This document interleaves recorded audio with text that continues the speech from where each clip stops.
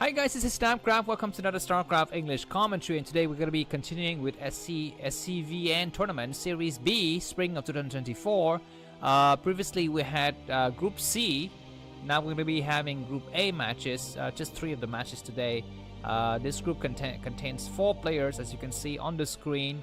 Luixongtien, a Terran player, Bemoc, a Protoss player, ZYC, a Zerg player, and Q9, a Protoss player. And we're going to be getting started right away with the first match between Bemoc and Q9. I'm going to give you some nice information about the situation once the game started. So I will see you inside the game.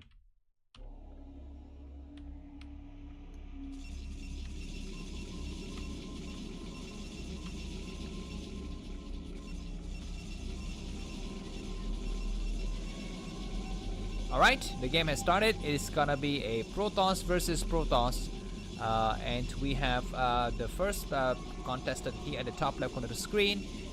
Is gonna be in the gray color, Q9, and the bottom right corner of the screen is gonna be Bemoc, the another Protoss player. And I'm just gonna give you a bit of information about these two players. So this guy here, Bemoc, he's born in 1999, so relatively new. I shouldn't say new, I should say young. He's a relatively young player in the Starcraft scene, and this player over here, Mr. Q9, is a little bit older. So Mr. Q9 is born in 1988 and Bemoc is born in 1999, so almost 10 years apart between these two players.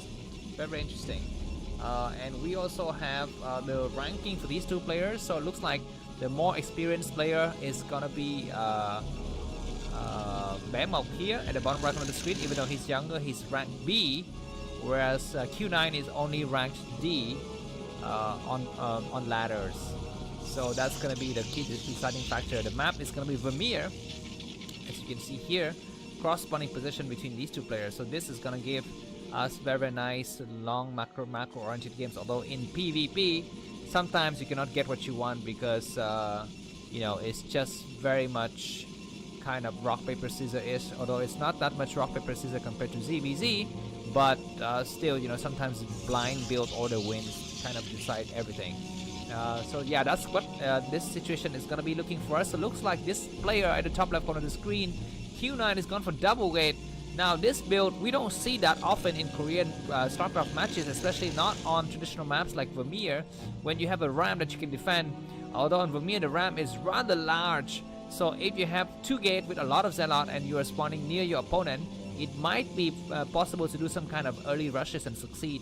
On the other side of the map, looks like Bemoc is going for traditional build with just what is it, a 1 gateway first here. We're going to be seeing, okay, he's going to be making a Zealot first, and let's see if he's going to be able to see what his opponent is doing. Looks like he arrives and he sees this Nexus, and he sees a Zealot leaving. 2 more Zealots are going to be joining the fray here at the bottom, what is it, towards the bottom right corner of the screen. And as a response, looks like Bemoc is gonna be producing a second Zealot. We usually don't see the second Zealot. Usually it's gonna be a gateway right away, but in this kind of situation, we need to see a second Zealot to make sure that we have everything covered. Yeah, and we're gonna be seeing 3 Zealot from Q9, but they have to walk all the way towards the bottom right corner of the screen. And so I don't feel like there's gonna be enough time for our, you know, very aggressive Protoss player at the top left could do some kind of damage against his opponent at the bottom right here. Looks like we have 2 Zealot blocking the ramp already for Bemoc. He's feeling just fine. On the other side of the map, looks like Nexus coming down. So this is, of course, sometimes we often see this kind of build. You go for a lot of Zealots and then you immediately switch to Nexus. This only works on the lower level rank though, because on the high level ranks, pro gaming level, I feel like it's very difficult, and you can get, you know, just pawned upon by the Dragoons. Yeah, it looks like we're gonna be having this scouting probe. Or it looks like the scouting probe is still alive.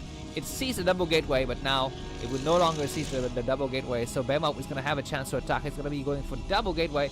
Mind you, he doesn't know what his opponent is doing. I don't think he didn't scout the expansion just yet, so he's gonna be coming out with just a Dragoon, but he's gonna try to hold back and hope that he doesn't get surrounded, because Zealots could be hiding here in the corner. They could also be hiding here at the 3 o'clock position and so forth. So in these kind of locations are very, very critical. Looks like we're going to be having cannons coming up. Yeah, this is very, very typical. When you go for this kind of build, you need to go for cannons, and he's making more Zealot. Very interesting. And he's going to be saving up his money to go for core. You put down the core now. The core is right on time. So he has practiced a very, very specific build, I feel, for this scenario, for this encounter between these two players. And we have the Dragoon started to come out and attack here. The 2 Zealot will not be able to chase the Dragoon back, but the other 3 Zealot, 5 Zealot total is going to be here. So I feel like when Bemoc sees a large amount of Zealot, what can he try to do at this point? It's basically going to go and, you need to kind of think about the threat of Zealot with speed here. Because there's a lot of things that Q9 could be thinking inside his head. He could be going for Zealot with speed. He could be going for Dark Templar.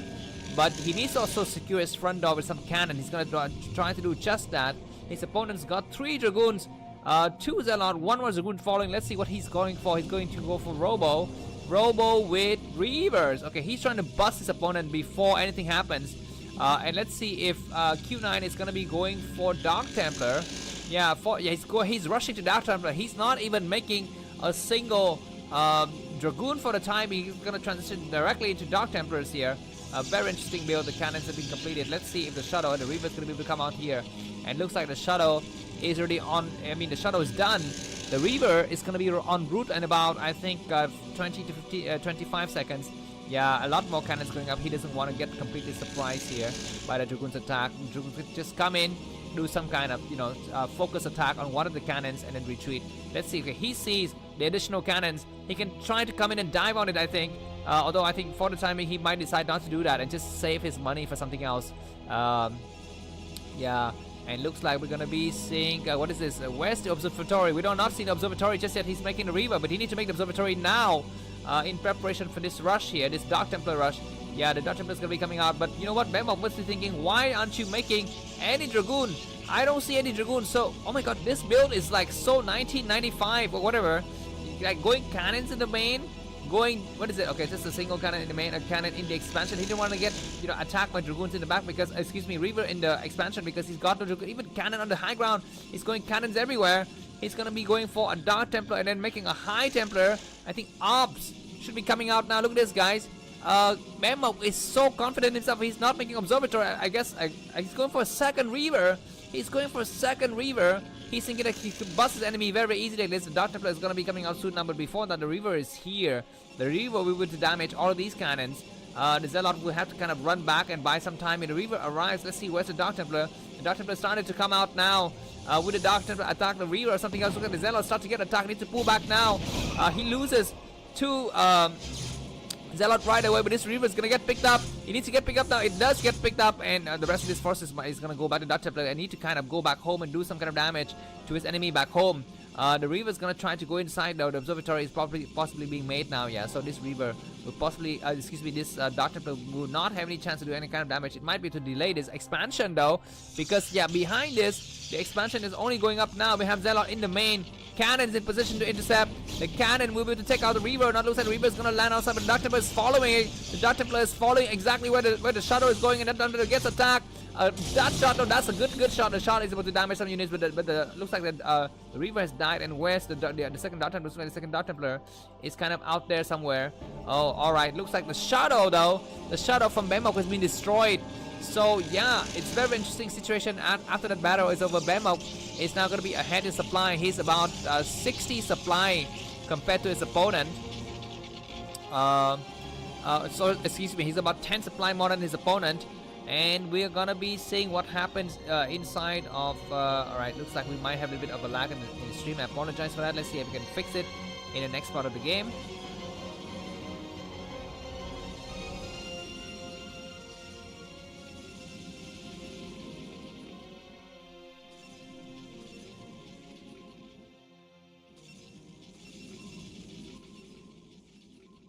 Alright, sorry for the lag, but it looks like Q9 is going to be amassing a lot of Zealot, and he's possibly going for Zealot with legs, whereas his opponent is going to be going for... I'm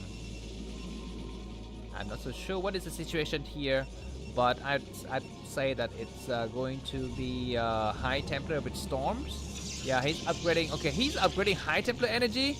I don't know if this is a mistake or it's actually upgrading it correctly.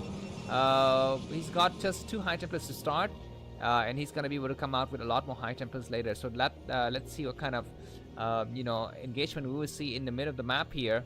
Looks like we're gonna be having some Dragoons moving forward from our friend here, Bemoc. He's got a lot of forces, and he's gonna be having Reavers as well as observers, and yeah, he's possibly yeah, he at least has 1 Reaver somewhere, I think, because I'm not so sure, because his shuttle was destroyed in the previous battle. Yeah, so it's not going to be likely to have any kind of impact in the next attack. I think a lot of Dragoons are moving out, but during this time looks like a lone Dark Templar from our friend Q9 is going to try to kind of go in here, but an observer is staying back and defending this base. So yeah, there's not going to be any chance for this this Dark Templar to go for any kind of damage here.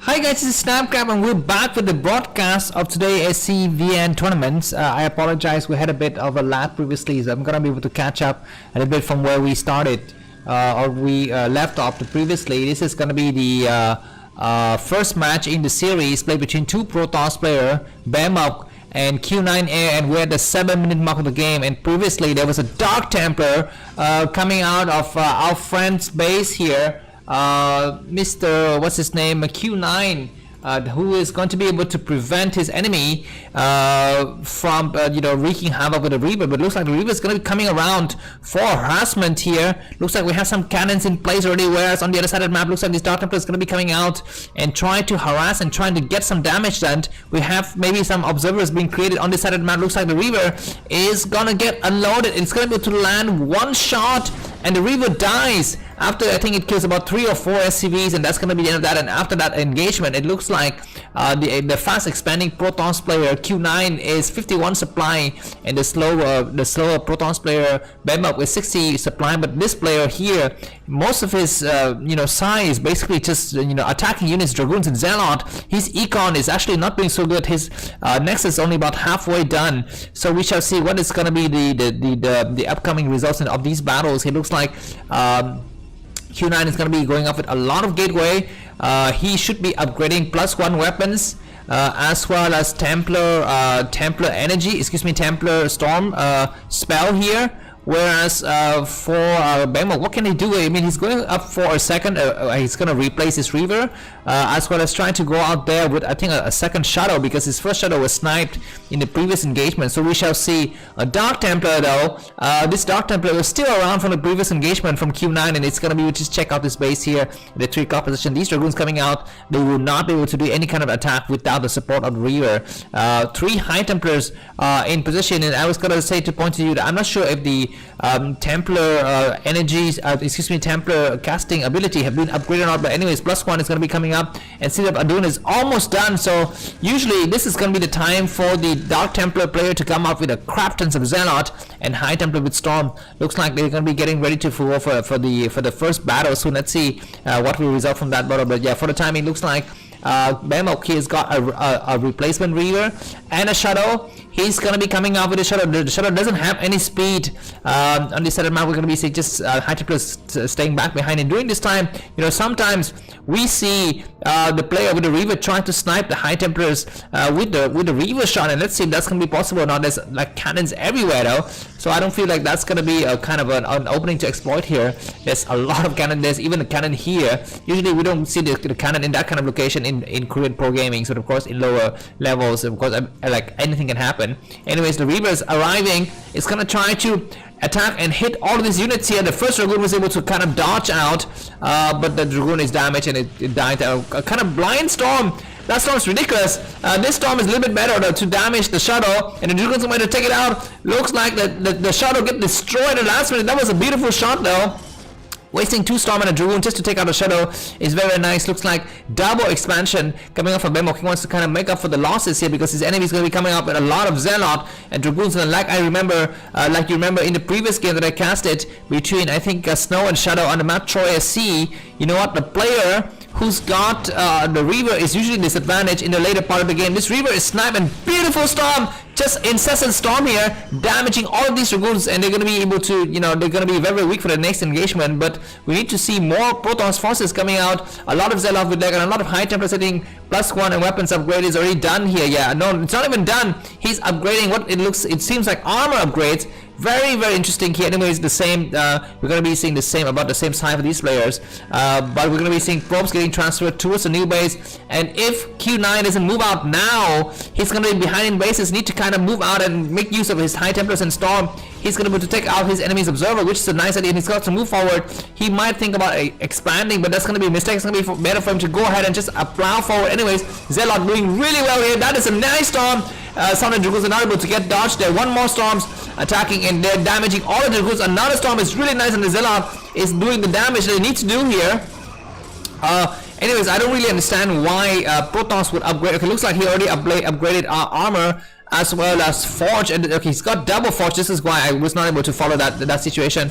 Yeah, looks like no upgrades at all for Bemoc, whereas Q9's got very, very good upgrades. He's gonna be able to go out here, and does he know about the presence of the third base? He's gonna be able to discover that base now. He comes out with a lot of forces, and do we have any kind of counter attack or kind of, you know, ways for his unit to get in position to kind of stop this attack or not? Looks like we are not seeing that. You know what, Q9, we need to kind of worry a little bit about it, but APM is only 140, so he's kind of reacting a bit too slowly, I think, to these kind of attacks here. He's going to be coming up with more forces. What he needs is now another base, I think, because Q9 is up by about 20 supply, but he's down a base. He's going to try to gain this high ground advantage. His enemy also has Zealot lag though, so this is going to be able to help Bemoc a little bit in the battles here. Even high ground advantage is not so successful, and Q9 is forced to back up. He might hold this high ground right here with the rest of his forces, but he doesn't seem to do so. Yeah, Q9 is still ahead by about 20 supply, and he needs to make something happen, or need to either go for an expansion or go for a storm drop or something like that, because his enemy is going to be mining a lot. Okay, we have a Dark Templar drop. I was not able to pay attention here. This Dark Templar is going to be coming here, and we also saw some storms because the colors are kind of similar. I apologize for that. Yeah, but anyways, this Storm is quite nice. He's got able to do one more Storm. He's gonna go and hide in the corner and kind of just keep himself for the next battles here. This is beautiful play, and during this time the Nexus gets sniped as well, and so Bemoc is forced to kind of evacuate all of his probes, and he lost a lot of stuff in that exchange. And now this Shadow is gonna fly back when the probes is in position. Oh my god, is he gonna be able to do some shot here? Q9 sees the probes moving in. He's gonna storm. He storms beautifully. That was ridiculous storms. I don't know how many kills is in that Shadow, but that really took down the supply count for our player. What's his face here? Bemoc down to just 67. So again, just about 20 supply less than the opponent. But the winning Protoss player need to go out there and really do the killing move. He's got a lot of High Templars. He's got so many High Templars. He's got a lot of Zealot. And his enemy, yeah, he's gonna be able to take out this Dark Templar with no probes, man. He's got no, okay, this Nexus is even destroyed. So what can he do? He can only go for a huge counterattack, but he doesn't have any army at all. How do you get a Nexus destroyed in PvP? That is just beyond me. That is just really beyond me. I've never seen a player that loses a Nexus in PvP. But anyways, it happens, and that is the fun thing. And I'm sorry because I'm so tired. I've been casting like 4 or 5 hours already, so I don't have the energy to actually, you know, see everything that's happening on this map. And that is the situation. Yeah, but anyways, we're gonna be having another battle in the middle. So many High Templars Storm in the back, able to cast very good Storm, but not so good because the Zealot eat up most of the Storm. But the engagement is gonna be a little bit better here in the center. Just this Archon is not able to do that much damage, and the Dragoons eat a lot of the Storm, and still many Dragoons remain. It looks like Q Air though. We need to retreat though because he lost all of his Dragoons, but some reinforcing Zealot is going to be out here to support. I'm going to be seeing reinforcing Zealot do some kind of attacking. How much supply? Looks like Q Air's got 1,600 minerals in the bank. He can just spam Zealot, and that's fine. And Bemoc GG. The first games go to Q Air, and let's move on to the second set in just a few seconds. I will see you there.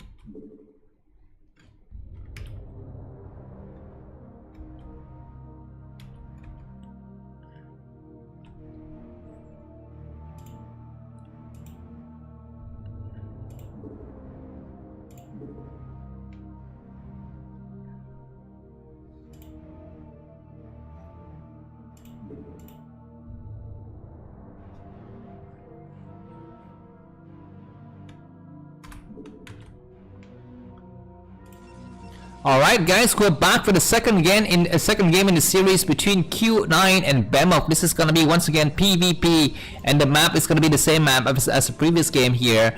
Vermeer with Bemoc, who lost the previous game, is gonna be the top left corner of the screen in the red color, and Q9, the winner of the previous set, is gonna be in the bottom left corner of the screen in the green color. Very interesting encounter so far, and let's see if the less well-known player, Q9, who's supposed to be a D rank player, is he going to be able to pull something against a B rank player? I'm not so sure what the rankings really mean, because I'm more used to MMR, but anyways, this is what the format of the tournament is that they give you these kind of ranks, Battle.net ranks, A, B, C, D.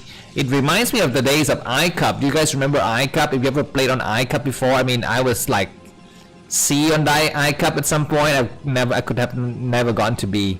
But yeah, I mean, that kind of reminds me of those days. But anyways, yeah, looks like we're gonna be having just no surprises from either player. Just very simple pylon positioning here from Bemoc as well as Q9. Bemoc is going to be coming out with a gateway. Okay, very standard stuff. And scouting, no, not scouting at all from Bemoc, but Q9 is going to be scouting. Let's see where he chooses to go, whether he's going to be going towards the top left corner of the screen or the other side of the map. He is going to be scouting in the right direction, it seems.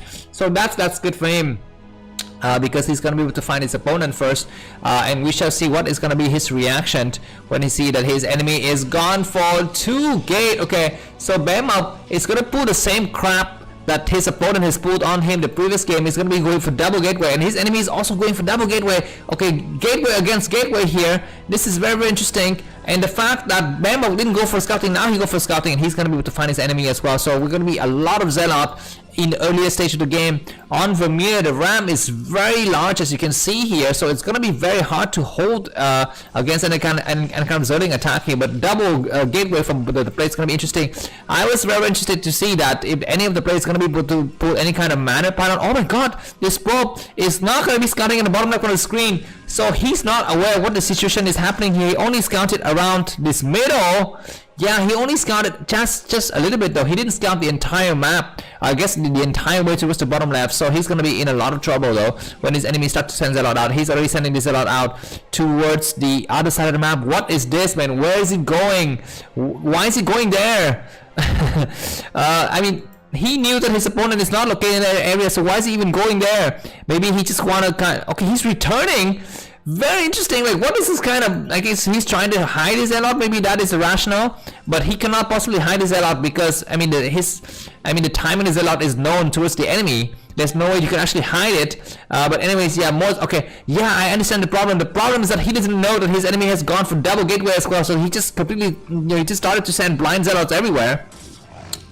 Anyways, one probe is able to kind of get escape. Very good, probe micro there. But now his opponent is gonna get right in with some Zelle. And let's see how good is the micro from both of these players. The probe kind of gets stuck together. The probe is doing a good job, but one probe has died in the process. So that's not good. And this Zealot is gonna get surrounded and die. Whereas on the other side of the map, this other Zealot is able to take. What is it? 0 kill. He's gonna be able to do 1 kill maybe. No, he's gotten completely stuck in the back though. So Q9 has kind of regained the situation. No, not yet. He's not regained the situation inside of his base. And Bemoc is doing a lot of good damage here. And one more interesting thing is that his enemy's gone for a lot more Zealots. And no expansion at all. I think this is kind of an overcommitment here from our friend Q9. He needs to not take an expansion. He's gonna try to take an expansion and try to win from there. And let's see if Q9 is gonna be able to hold his expansion. That's gonna be the question. He cleared everyone's Zealot though. He clears all of his enemies' Zealot, which is very nice. These two Zealot might still be able to do some more damage though, because 4 more Zealots coming, just non-stop Zealot from our friend Bemoc here. Bemoc's got about 2 to 3 supply lead here, but his enemy, okay, what is this? Is gonna be a forge. He's gonna be stop producing gateway. He's gonna stop producing Zealot, whereas his enemy is producing a lot more Zealot. Stop producing Zealot is gonna be a mistake. You need to actually build, I think, battery. Shield battery is the way to go here, not forge. because maybe he's thinking his enemy is gonna go for dragoons, but that is not gonna be the case. It's gonna be just a lot of Zealot here, and finally cannon's gonna be coming up, so it might be just enough to hold. I'm not so sure. Anyways, 5 Zealot versus 5 Zealot and a cannon. So yeah, maybe this is just enough to hold. Need to start to transfer probes now because his nexus is completed. More cannons coming up, and Zealot getting surrounded though. So looks like QA just pulled back right in time, and has got more Zealot though.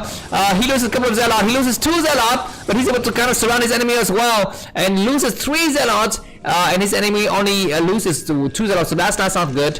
And now Q9 is going to retreat. Oh my god, you need to retreat now. He thinks that he's got the superiority to be able to win, but he doesn't have that much. He needs to surround, do one more surround, but no last minute surround. He's going to try to make another cannon or not, because that's a mistake. That's a terrible mistake, because his enemy is not having Dragoon just yet. So yeah, he's going to be able to come out and scout, and looks like Bemoc is not able to catch this probe as it leaves the area here. He's going to try to go in with more Zealot, and that's going to be a mistake.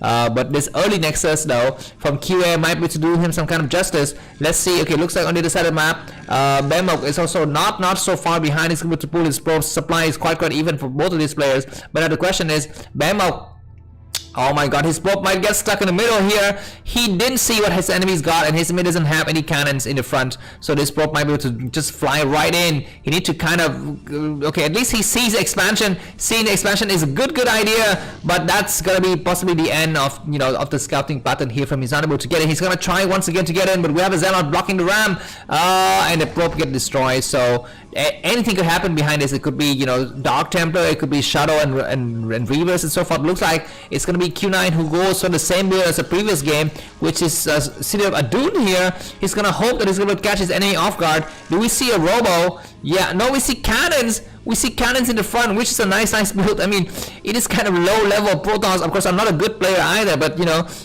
in this kind of low level Protons play, it's very interesting to me that we see this kind of, you know, very much cannon heavy builds with these players. I actually don't recall any kind of, you know, games where there's a lot of cannon heavies between PvP like this in a pro game. Of course, there might be some games where there's some cannons in the front, and that's about it. Maybe 1 or 2, but like cannons in the front, in the main, double cannons in the main, and sometimes, you know, in previous game we even saw a cannon at the ridges here. Very interesting. Anyway, some Zealot from both the players are going to be engaging in the action here. 8 Zealot from Q9 and 8 Zealot from Bemoc, and the game is just going to stabilize a little bit while the 2 players going to try to protect their respective bases with cannons. Robo coming up. For our friend here, Bemoc, do we have a Robo here? No, we don't have. We're going to be having a quick rush to Dark Templar after Dragoon's going to get created. He's just making a lot of cannons. I mean, this build is okay, but I don't really like it, and I don't feel like he's having enough probe saturation in his bases as well. He's not making any more probes. Usually during this kind of engagement, you need to continuously pump probes, as you can see the difference here. Bemoc is still making probes, and he's gonna go for Shadow, and he might make a Dark Templar Templar Archive to go for a Dark Templar drop. But yeah, just cannons everywhere. What is this kind of build? Why do you build so many cannons? And yeah, he's even built a cannon here. And then, yeah, he's gonna be able to come up with a lot of forces, and I mean, he's playing like a freaking fastest game, man.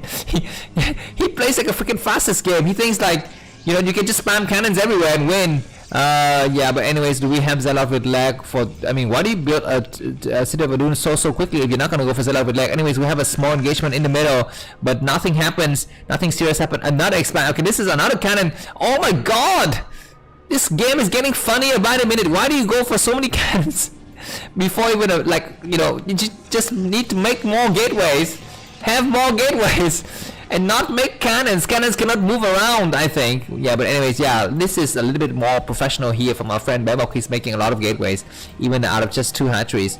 And Observer is gonna be coming out. Both the players just got another cannon. Oh, are you kidding me? Are you kidding me? He doesn't have forces, and the only thing he makes are cannons. Does he have High Templars? Okay, it's got the first Dark Templar of the game coming out. He's, you know, making some High Templars at home, which is nice. Or even cancels his Nexus and cancels his cannons. That could be a nice strategy. But on the other side of the map, looks like Bemoc is looking forward to go for an expansion himself. More gateway. This is the way to play. I think PvP properly. I think. Yeah, but yeah, just double gateway here is not good, man. And definitely don't get supply block. He's almost getting supply blocked here.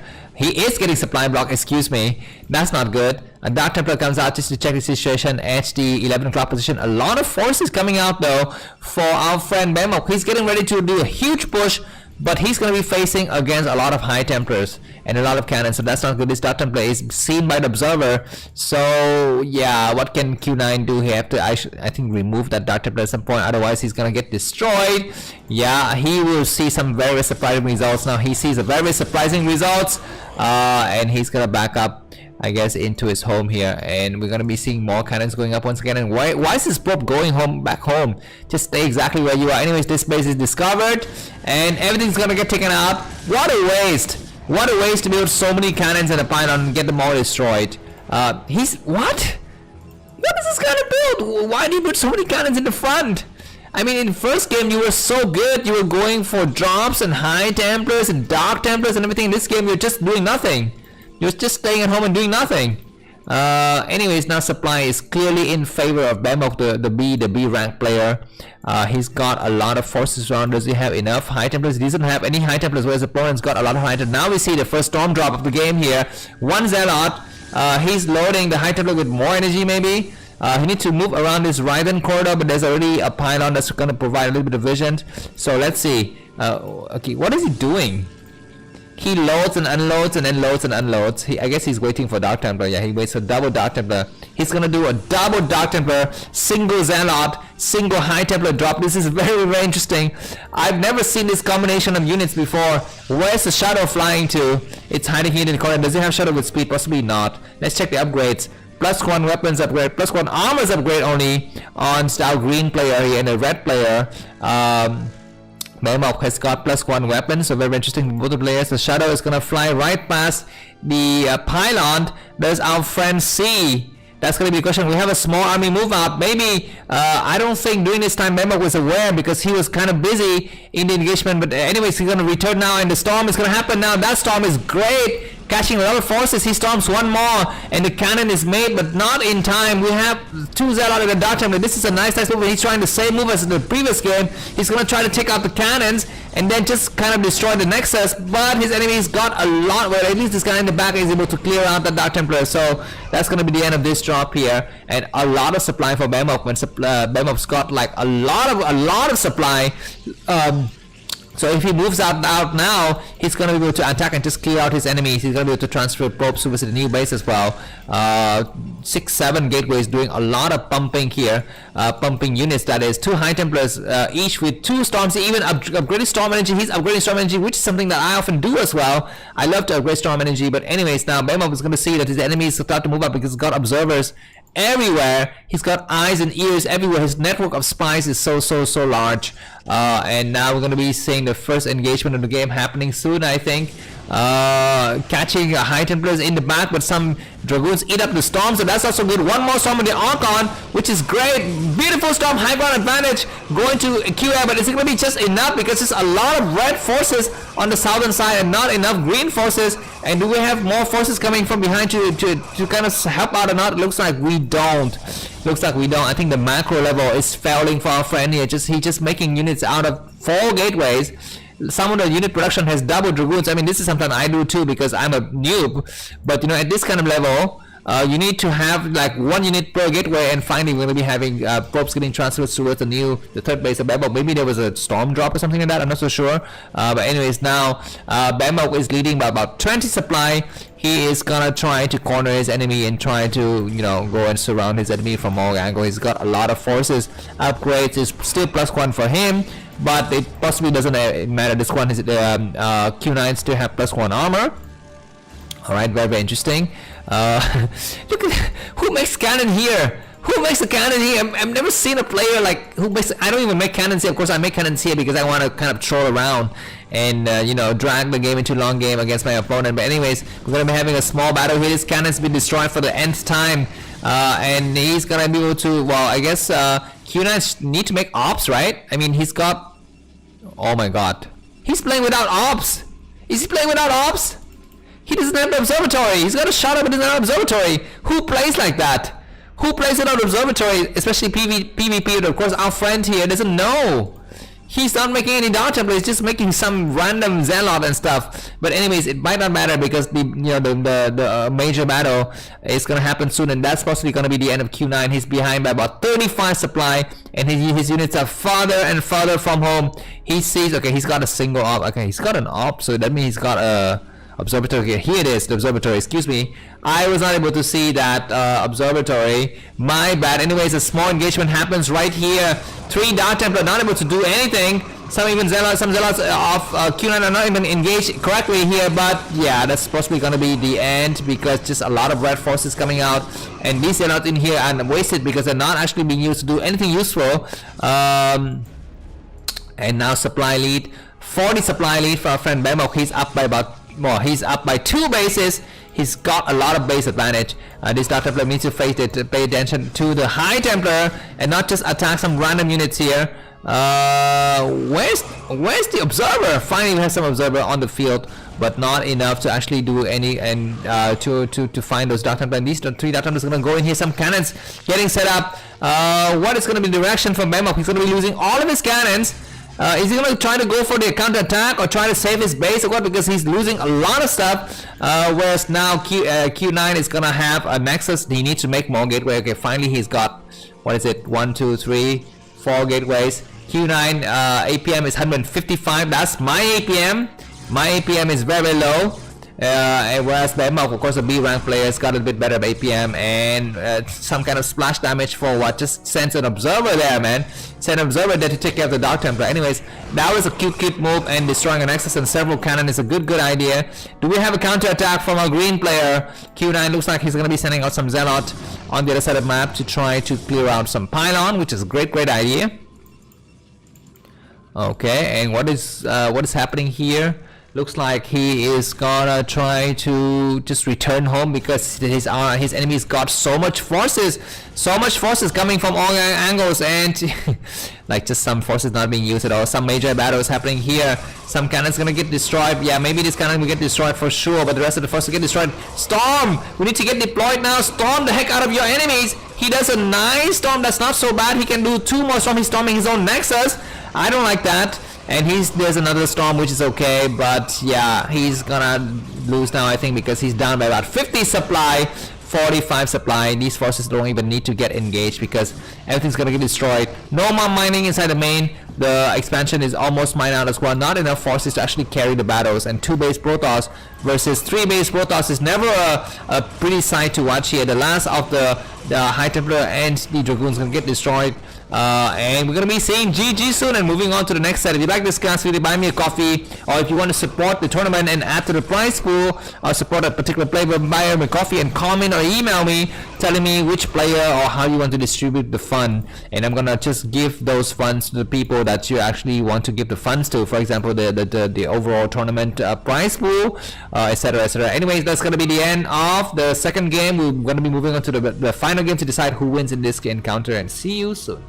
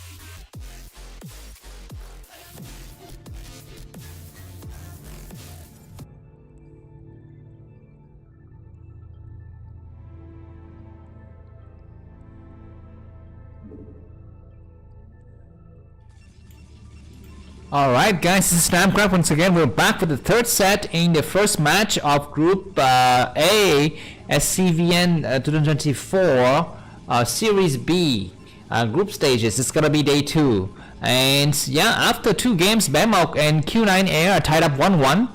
Very interesting encounter. The third set is gonna be played on the map Radion with Q9 Air, the less advanced, less experienced player, less ranked player, gonna be spawning at the top right corner of the screen in the yellow color, and Bemoc, who is B ranked, a little bit more experienced, supposedly the favorite to win, is gonna be in the blue color at the bottom right corner of the screen. Yeah, very interesting encounter. I'd say kind of funny for me to watch one player, especially Q9, just make 1,000 cannons. I mean, I haven't seen a Protoss player makes more than, I don't know, 10 cannons against another Protoss out of 2 bases, but he definitely make 10 cannons out of 2 bases, man. He's got like 6 cannons in the expansion and 3 cannons in the main, and that is also not counting. Oh god, I have to remove the image, my bad. Alright, yeah, now we really started, guys.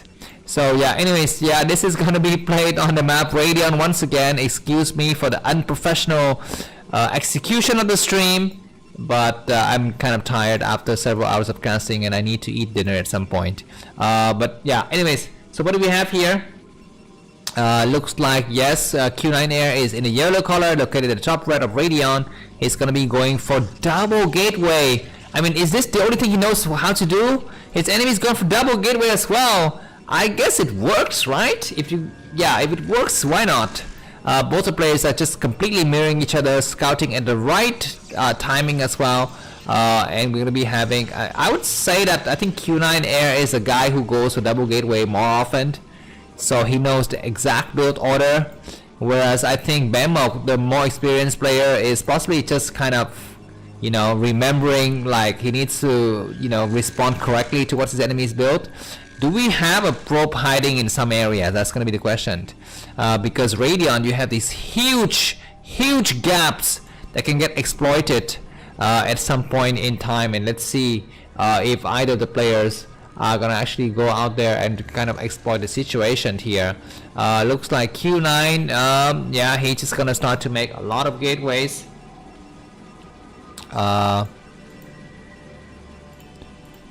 Okay, and okay, then what is happening here? Why do we have a very strange indication? Okay, now looks like the indication looks correct.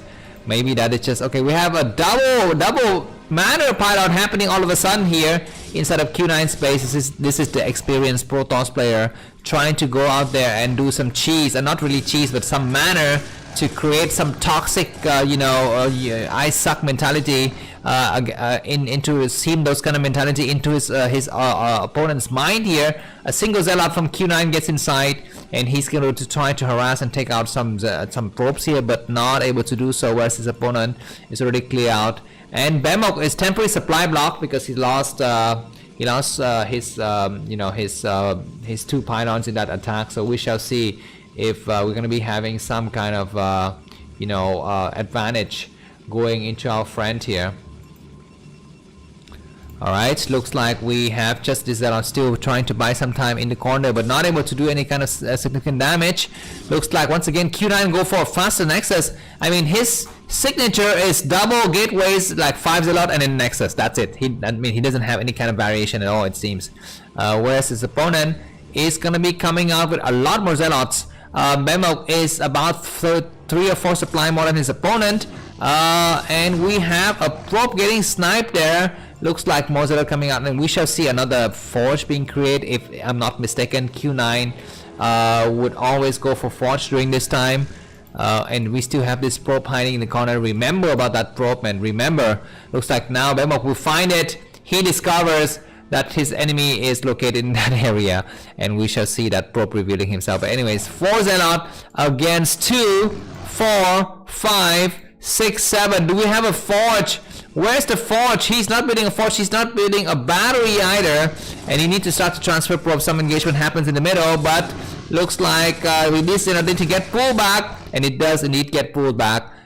Supply wise, Q9 is ahead by about just 2 supply. The games are very close and very intense here. Kind of a misclick micro here from both the players, but now it's going to be 4 against 3. Finally, probes get transferred and 2 more Zelle come down. 5 Zelle against 4 is good, and he needs to use some of the stronger Zelle. He's destroying his own egg, I guess. Yeah, okay, that makes sense. And we're gonna be seeing another Nexus coming down, and we need to start to see core from both the players. I guess, yeah, about the same timing core. This doesn't look good for Bemoc though. He's got a later Nexus, and he's got about the same timing and the core as his enemy. What is this? Okay, triple gateway. This is a slightly different build compared to the previous game. So we shall see if that makes a difference. 6 Zealot total from our blue friend Bemoc, and 5 Zealot, 7 Zealot defending from Q9. So I think Q9 is doing fine. Q9 is still have this scouting probe. He sees that the enemy's only got 2 gate, so he's gonna be able to kind of react accordingly. He's sending out a lot of Zealot here. He's got 11 Zealot, and his enemy, excuse me, maybe not 11, maybe just about 8 or 9, and his enemy now has only 5 Zealot, but he's gonna be having Dragoons, whereas, yeah, okay, triple gateway with early forge and cybernetics core, so he's gonna be able to pump a lot of Dragoons into that area, whereas for Bemoc, his defending Dragoons coming out, he's making another pair of gateways, so he should be okay, I think. Not too far behind, but we shall see what happens in the first engagement. A single Dragoon is not enough to hold this, but he's got support from the Zealot, so it might be just okay. But reinforcing Dragoons coming out from Q9, and Q9 is now ahead in supply. He's ahead in about, okay, one more. God, if I see another Dark Templar rush from this player, I'm gonna bang my head against the wall. But anyways, this is gonna be a slightly different build here. What do we have here? Yeah, just Dragoon with range. I mean, he should engage now. He should engage before his enemy is able to get more forces. Cannon coming up, and Robo as well coming up for gateway. I think now, okay, where's the rest of his Dragoons? I guess he doesn't make any more Dragoon because he's waiting for his Dark Templar, his Templar archive to complete, so he can build one Dark Templar or something. Because usually at this stage you need to make non-stop Dragoons and no more Zealot. He comes in with a single Dragoon. That Dragoon is way too far forward. Zealot coming out to help, which is nice. Cannon not yet completed. Now Cannon's gonna get completed, but these Dragoons possibly have range. Let's see if they have range. Range is not yet done, so these Dragoons are able to fight, but not so effectively. He clear out his enemies Zealot now, and Dragoons are able to attack here. Focus attention on the Dragoons, which is a nice idea, but okay, that is a weaker Dragoon, but he's missed the other Dragoon though. But anyways, now all of the Dragoons get destroyed, and these 3 Zealot are toasted, but more reinforcement coming from the back. So these Dragoons also have to back down a single Dragoon in the front. Oh my god, what are you doing, Q9? Loses another Dragoon. He's gonna try to get on the high ground. But we have Dark Templar. Yeah, we possibly might have Dark Templar, but we don't have, okay, no Dark Templar. So we're gonna see just mass Zealot with speed here, which is a very interesting build, whereas on this other map, where are we seeing Reavers? We need to see Reavers at some point, I think. Okay, it's gonna be Observatory first, no Reaver. I guess it's okay, right? And okay, what do we have here? Just a lot of blue forces moving forward, and still it's gonna be Q9 with a slight supply advantage, about 6 supply advantage, and okay, there's no way for Bemoc to actually break this, this defense. I mean, the only really thing that he can think about, I think, at this point, is just try to kind of drive the game a little bit further. Alright, so we're gonna have another engagement here. The Zealot should have legs kicking in soon. Yeah, Zealot legs just completed. So Q9 is gonna push back his enemy. This is a very nice strategy. You need to surround and attack. He's gonna be able to surround a single Dragoon and then push the rest of the Dragoons back. Mass cannons coming up for our friend Bemoc. He's in serious trouble. Why is he making cannons in the homes? He knows that there's no Reaver, and it's just fast Zealot, so he needs to kind of just spam cannons in the front, not in the homes, I think. But anyways, he's able to kind of do these kind of moving shots, but reinforcing Dragoons coming from the back here. Just a single cannon, not yet, not enough to actually hold against this. Observer not able to see anything. Moving Dragoons not attacking now. That's not good. Dragoons need to attack now. Probes getting full, and the Zealot line is getting thinned out. so that's not good. But still, the Dragoons are able to attack. He's gonna try to attack his enemy's Dragoons here. Is attacking the cannon, which isn't so bad, but the last of the Dragoons have fallen. But still more forces coming out, and this cannon has fallen, and 3 Dragoons, 5 Dragoons in the back is able to do some damage. So that's gonna be the end of these Dragoons though. But more Dragoons coming out to reinforce, and supply-wise, Q9 is gonna be up by about 7 supply, but he gets pushed back. He need to kind of regroup out. He takes another expansion. He's very ballsy. I mean, but I don't understand. Like sometimes he's too cautious and makes like 3 cannons to defend a base that doesn't exist, and then the other times he would just make a nexus without any cannons.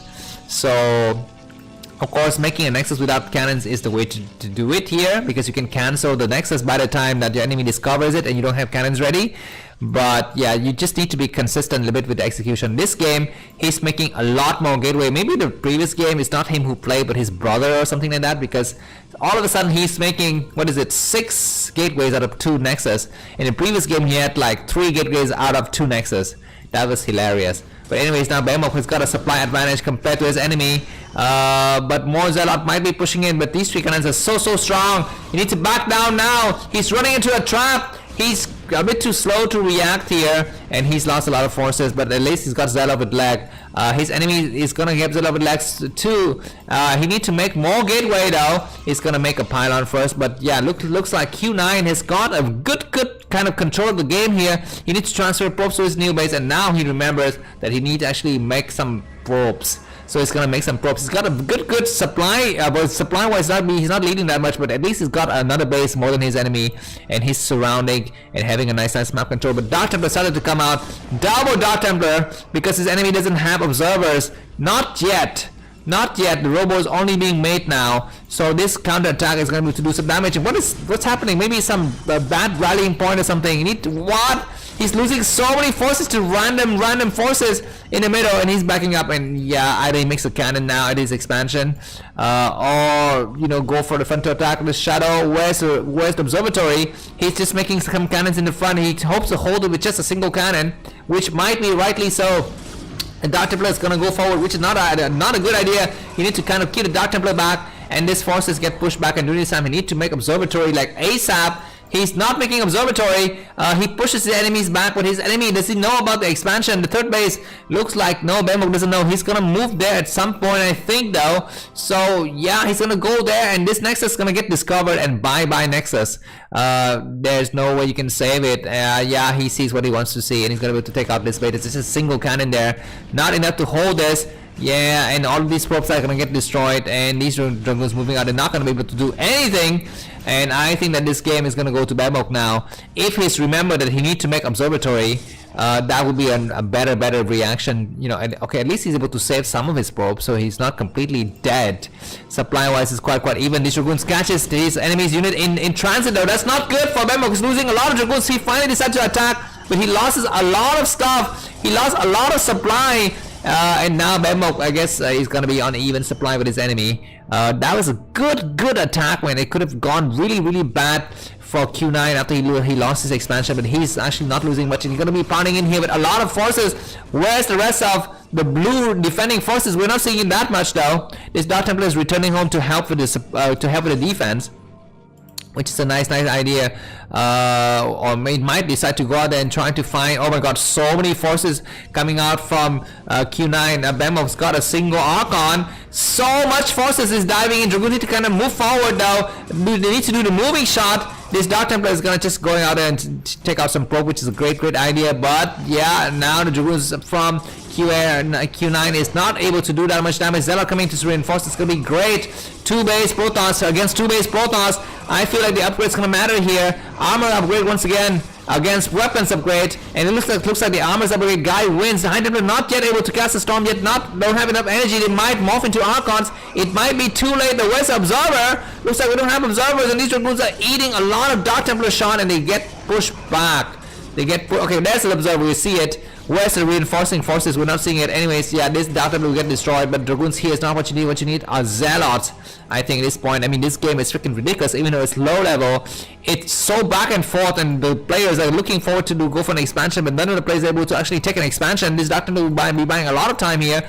I think that mining out of the bases will be happening soon for both of the players. He's gonna try to find the Dark Templar and take it out, but this Dark Templar is hiding in the corner, and we are seeing no observer at all from our friend. Finally, the probe goes out and takes out the Dark Templar, so Q9 is able to regain his base at some point. Bemoc is ahead by about 13 supply. He also needs to think about his expansion, unless he has better ideas, which is to go for attack. He needs to start to make more High Templars. I am a terrible player when it comes to just keeping the High Templar and making enough High Templar and having good army composition against another Protons player. I'm just so bad at it. Yeah, but anyways, looks like both the players gonna be going for that expansion. Very interesting that we don't have a player who checks for a hidden expansion. That usually need to get done at some point, because it's so easy to take a hidden expansion, especially on this map, Radion. But anyways, the Protoss army from Q9 is mainly Dragoon, which is not good. He gets pushed back, and now Bemoc is ahead by about good 20 supply. He's got observers, he's got Archon, Zealot. His High Templars are staying back home, which is a good idea. It looks like, I don't know where's the rest of the forces for Bemoc. Okay, I guess I need to, sorry guys, I need to actually turn this on. Okay, we're gonna do just that. Okay, now we have the vision for Q9 coming up, I think at some point, sure. Alright, and these cannons once again get destroyed.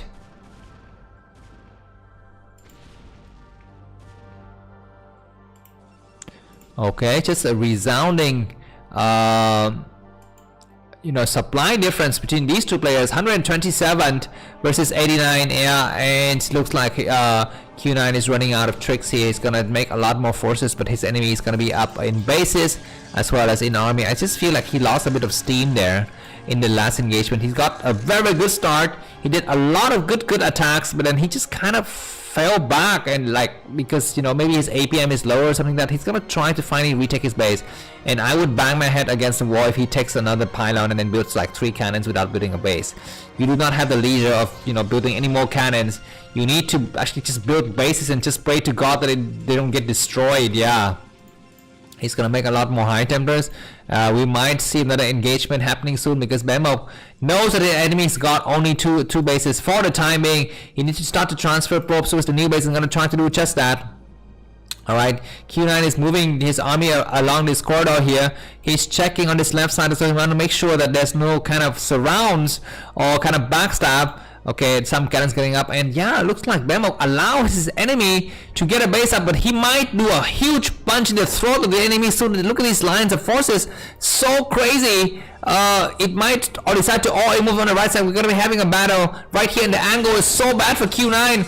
He, like, 1/3 of his forces are not really engaging correctly, and he's gonna try to pull back across this bridge. He's waiting for like a High Templars. His High Templars got some energy, and he might be able to storm the incoming Protoss army here. And a lot of Archons are gonna get stormed. He needs to storm now. On those Archons, he does a nice storm. All 3 Archons eat the storm. Observer need to kind of pull back. One more storm. That storm wasn't so good, but now the rest of the storm is gonna destroy the Archon, and the angle is so bad for Bemoc. I don't even know why he engages against this, this very, 300 Spartan like corridor here. We have a Dark Templar as well, and we don't have observers. I don't think I see any observers from Bemoc, so he's going to be losing all of his Dragoons as well as his Archon. And supplies wise, it looks like Q9 is able to come back just a tiny bit, not much. Yeah, and probes need to get transferred to the new base. Everything is looking slightly better, I think, for Q9. He's not, he was kind of dead before, but now he's kind of revived. He's going to be coming back, and he's going to be able to kind of stage a comeback, maybe supply-wise. After the battle is over, both the players are very similar in supply, just about 100 or less. We need to see a 4th base from either of the players. Looks like it's going to be Bemoc who takes the base at the bottom left on the screen. Alright, and Q9 is going to try to catch up. Q9 +1 weapons and +1 armor. Bemoc is +2 weapons and +2 armor, so the leading player has better supply, better base count, and better upgrades. Yeah, so that is going to be the state of the situation here. Yeah, both the players have plenty of gateways to produce what they want. I really like the presence of this Zealot here, just to make sure that his enemy is not allowed to expand. And we might have the signature move: 1 High Templar, 1 Zealot, 2 Dark Templar. I mean, this is a signature move of our friend here. Q9, he always does this move.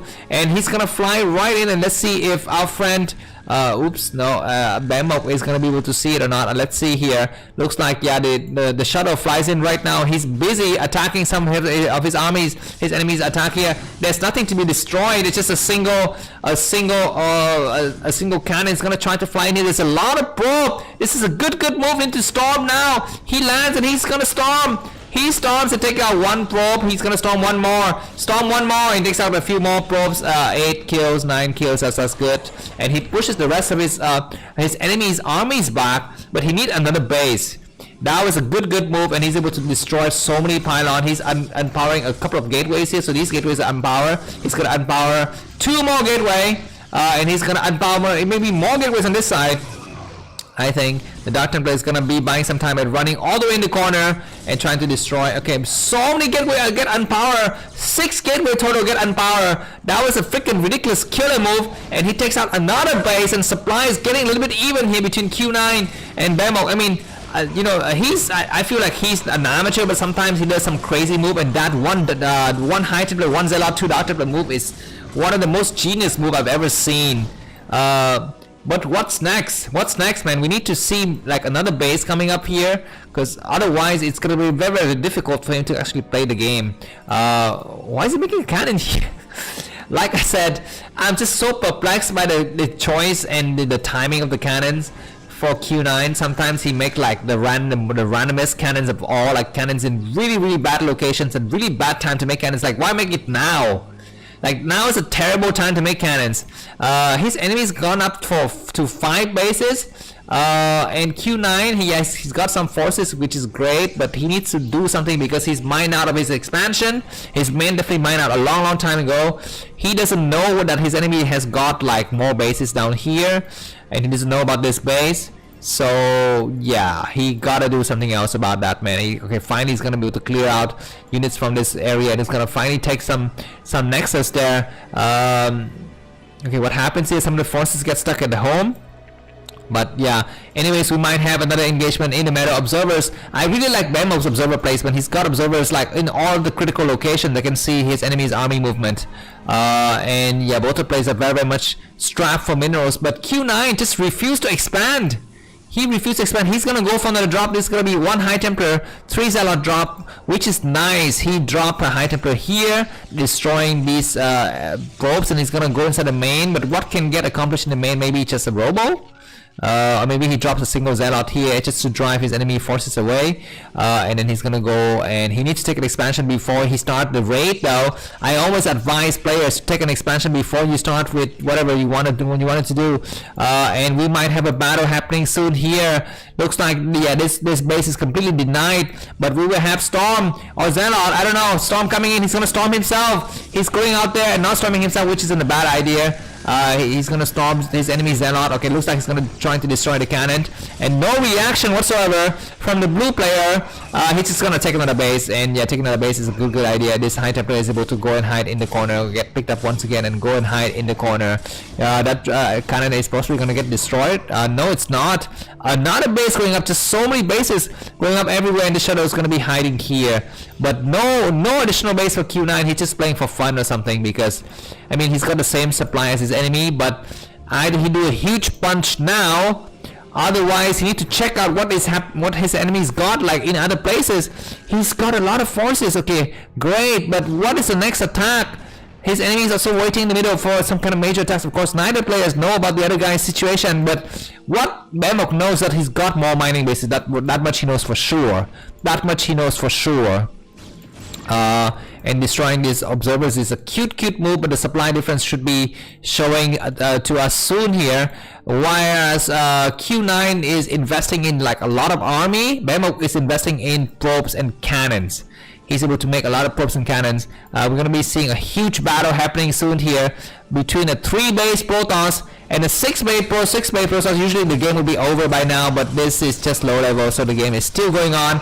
Very epic battle in the middle. +2 weapons and +2 armor for the for the orange Protoss, and +3 weapons and +2 armor for the other Protoss. But it looks like the lesser Protoss wins. He destroys everything. He comes over and destroys everything with his magnificent storm. I mean, this is so horrific. What he's done to his enemy. He's gonna push forward. There's only 3 cannons remaining. It's gonna be a crazy comeback. I've never seen a crazy comeback like this in like amateur Starcraft. If you can get on the high ground and disable the gateway, it's gonna be great. Don't linger on this low ground. Go on this high ground and disable the gateway. Get on the high ground. Get on the high ground now. Why are you destroying the Nexus? Who cares? Who cares about Nexus? Go and destroy the high ground. He's streaming forward. We need to storm so many Archons on the high ground. We need to storm now. He does a nice storm on 2 Archons, but is it going to be enough? What's happening here? Somebody's storming someone else's Dragoons, but this might be the end of the game for Q9. He did a nice attack, but he needed to be on that high ground like minutes ago, but now he will not be able to do so. His enemy has got so many Archons. The Dark Templar though is buying a lot of time by destroying these critical high units here because there's no observer on the field. Do we have another observer unit? No, we don't. And this is a goddamn crazy comeback. Need to get on the high ground now. What is he doing? Get on the high ground. He's got a Dark Templar buying so much time. Why are you attacking this pylon? Oh my god, why? Get on the high ground. He's got an observer. He's got some storm, and the last Dark Templar died. The last Dark Templar died, and these guys get on the high ground. He's so noob. Get on the high ground. Streaming forces rebuilding gateways. I mean, this is a low-level game. This is a low-level game because these kind of things could happen. Yeah, great idea. He's gonna try to. He's not making any more forces out of this gateway. He's gonna completely get toasted here, which is an interesting idea. One Archon comes out, and the rest of these forces are gonna get destroyed. He's gonna try to hold his enemy's forces as much as possible, but his enemy knows that there's just so much. Does he know about this entire left side or not? He doesn't know. He doesn't know that his enemy's got this entire left side. Even though he's winning here, he's not able to do anything. He comes in here and destroys so many gateways. But you need to know that during this time, you need to go out there and take an expansion. You run out of minerals soon, man. Go in and take an expansion. He knows now that his enemy's got so many cannons here. Why is he getting on high ground? Okay, he's gonna try to hide on the high ground, which is a bad idea because his enemy is not yet making Dragoons. Where is he going? Attacking the cannon. He does attack the cannon. This cannon get destroyed. It's great. Yeah, the cannon gets unpowered, so these 2 High Templars coming up would not be able to do anything. What a freaking crazy comeback. Oh my god. 2 Dark Templars. Observers now not able to clear everything, and these guys are going to get completely unpowered. And High Templars running and hiding it back. But Q9 is going to be running out of minerals. He finally takes the base at this other side. And Pylon getting unpowered here. That's great. We have an Archon though. These probes need to get destroyed. Why is he destroying the gas? Go down here and make sure you destroy the probes. He destroy everything else though. He's going to destroy the observatory, the forge, that is upgrading.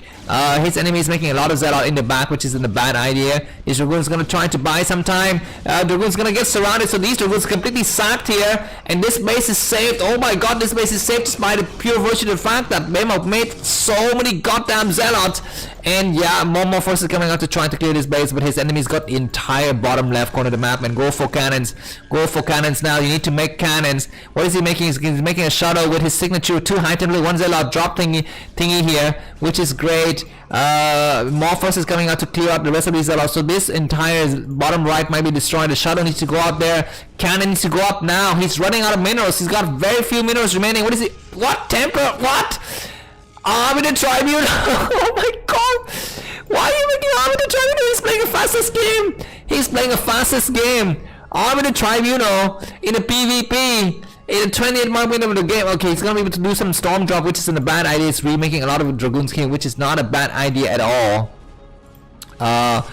These forces are gonna get wiped out. You need to kind of clear out everything. These upgrades need to get cancelled. The shuttle need to fly now. Fly in. We have a Dark Templar in here. Just buying some time, but the Dark Templar get destroyed, and Q9 is officially out of minerals.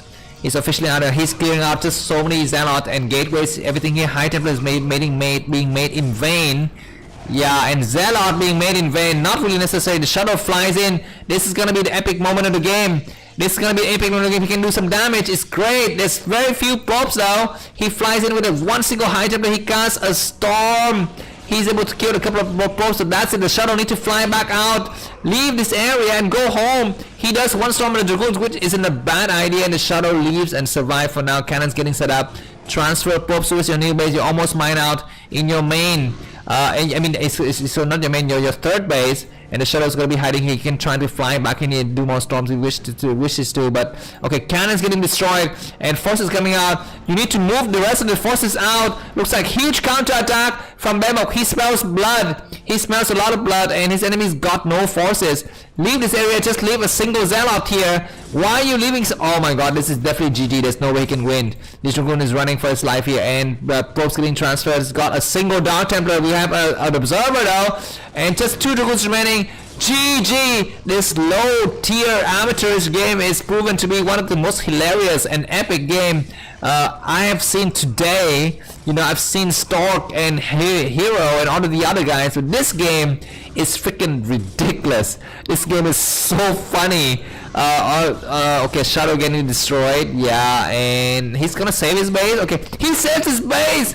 He says his base, and the game is not yet over, or maybe it is over. I don't know, because a lot of Zealot and Archon coming out. This Archon, okay, whose Archon is that? I don't even know. But very good Storm. Storm his own Dragoon, man. Storm your own Dragoon. He's, well, okay, he's storming a lot of, yeah, his own stuff, but which is a great idea because he thins out his enemies' forces here. No more Templar Archive and no more Citadel. You need to remake those buildings now. Do we have those buildings being remade? Okay, we're seeing Templar Archive already done. And energy upgrade. This Nexus doesn't have that much forces. Excuse me, that doesn't have that much probes on it. This Shadow can still fly and do some more damage. And what? What is this? What is gonna move a single auditor? A single auditor against a bunch of Zealot? This is so funny. I mean, is he just trying to be funny or what?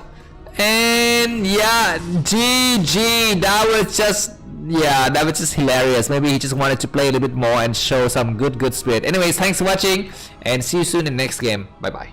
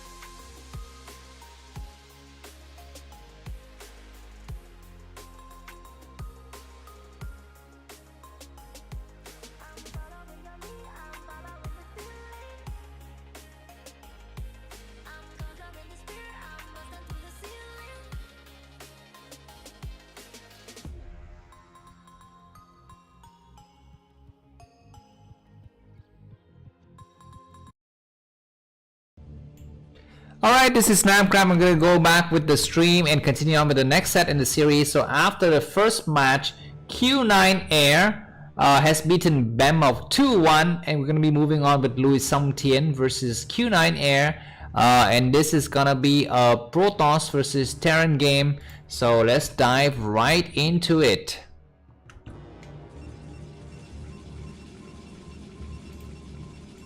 Alright. We have our two contestants here.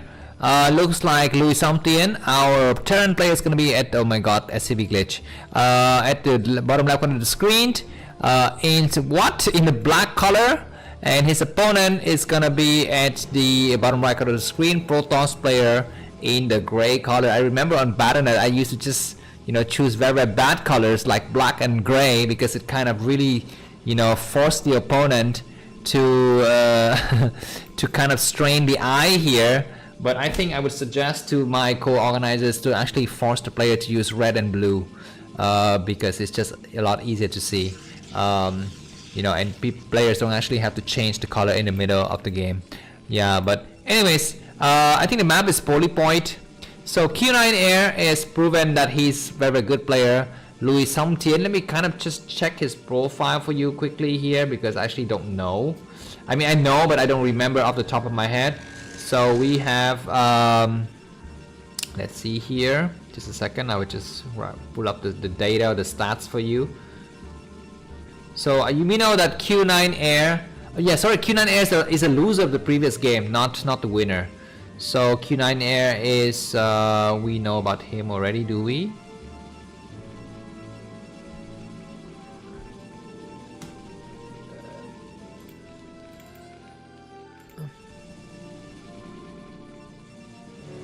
Okay, Q9 Air is born in 1988, D-ranked player.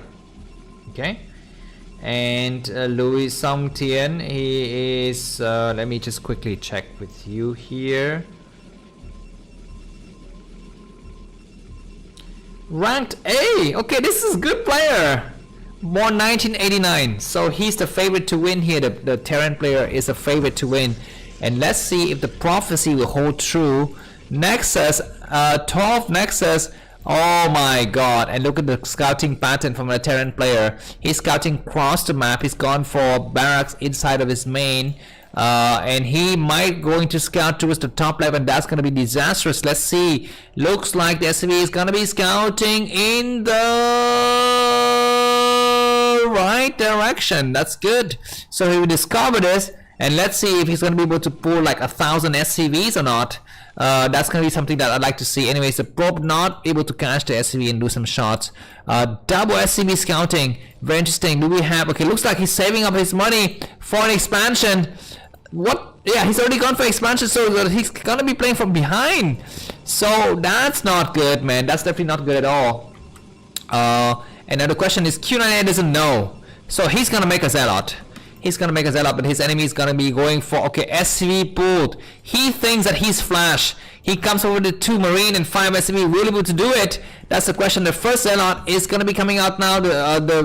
Okay, I mean, usually we go for this kind of, but you need to have a second gateway, but this is not a second gateway. This is just one gateway defense. Hey, the Marine's already here. The Zealot needs to attack. Oh my god, D rank player, you need to see this. You need to see this SCV blocking the ram. He's not seeing. He is not seeing, and not seeing is not believing. Finally, he sees that SCV is getting pulled on the high ground, and he pulls back just on time though. So that isn't so bad. And this Nexus is gonna be surely dying. And you know, he could have just held that like really easily, I think. But he's gonna be able to losing every single probe. He's lost so many probes. Now, and even behind this, Luixongtien, he's got a command center. Usually when you play this kind of game, he's not allowed to have a command center, but he is allowed to have a command center. This might be a little bit ambitious though, to try to put the bunker on the high ground, but it might still work because the probe is not pulled correctly. They are attacking the Marine, then they're attacking the SCV instead of the Marine. But anyways, the last of the Marine died, and this Nexus is gonna get surrounded from all sides by 1 Zealot and 1 Dragoon here. Attack now. The SCV is not yet destroyed. Oh my god, and losing this and saving the Nexus. What the hell? I mean, how can this happen at a low level? Sorry, if it's a high level, it would not happen, but this is a low level. This Nexus will be get saved because only 2 million. What is he doing? I mean, going for Dark Templar rush like right in the face of the SCV. What, man? Dragoon range, is it complete?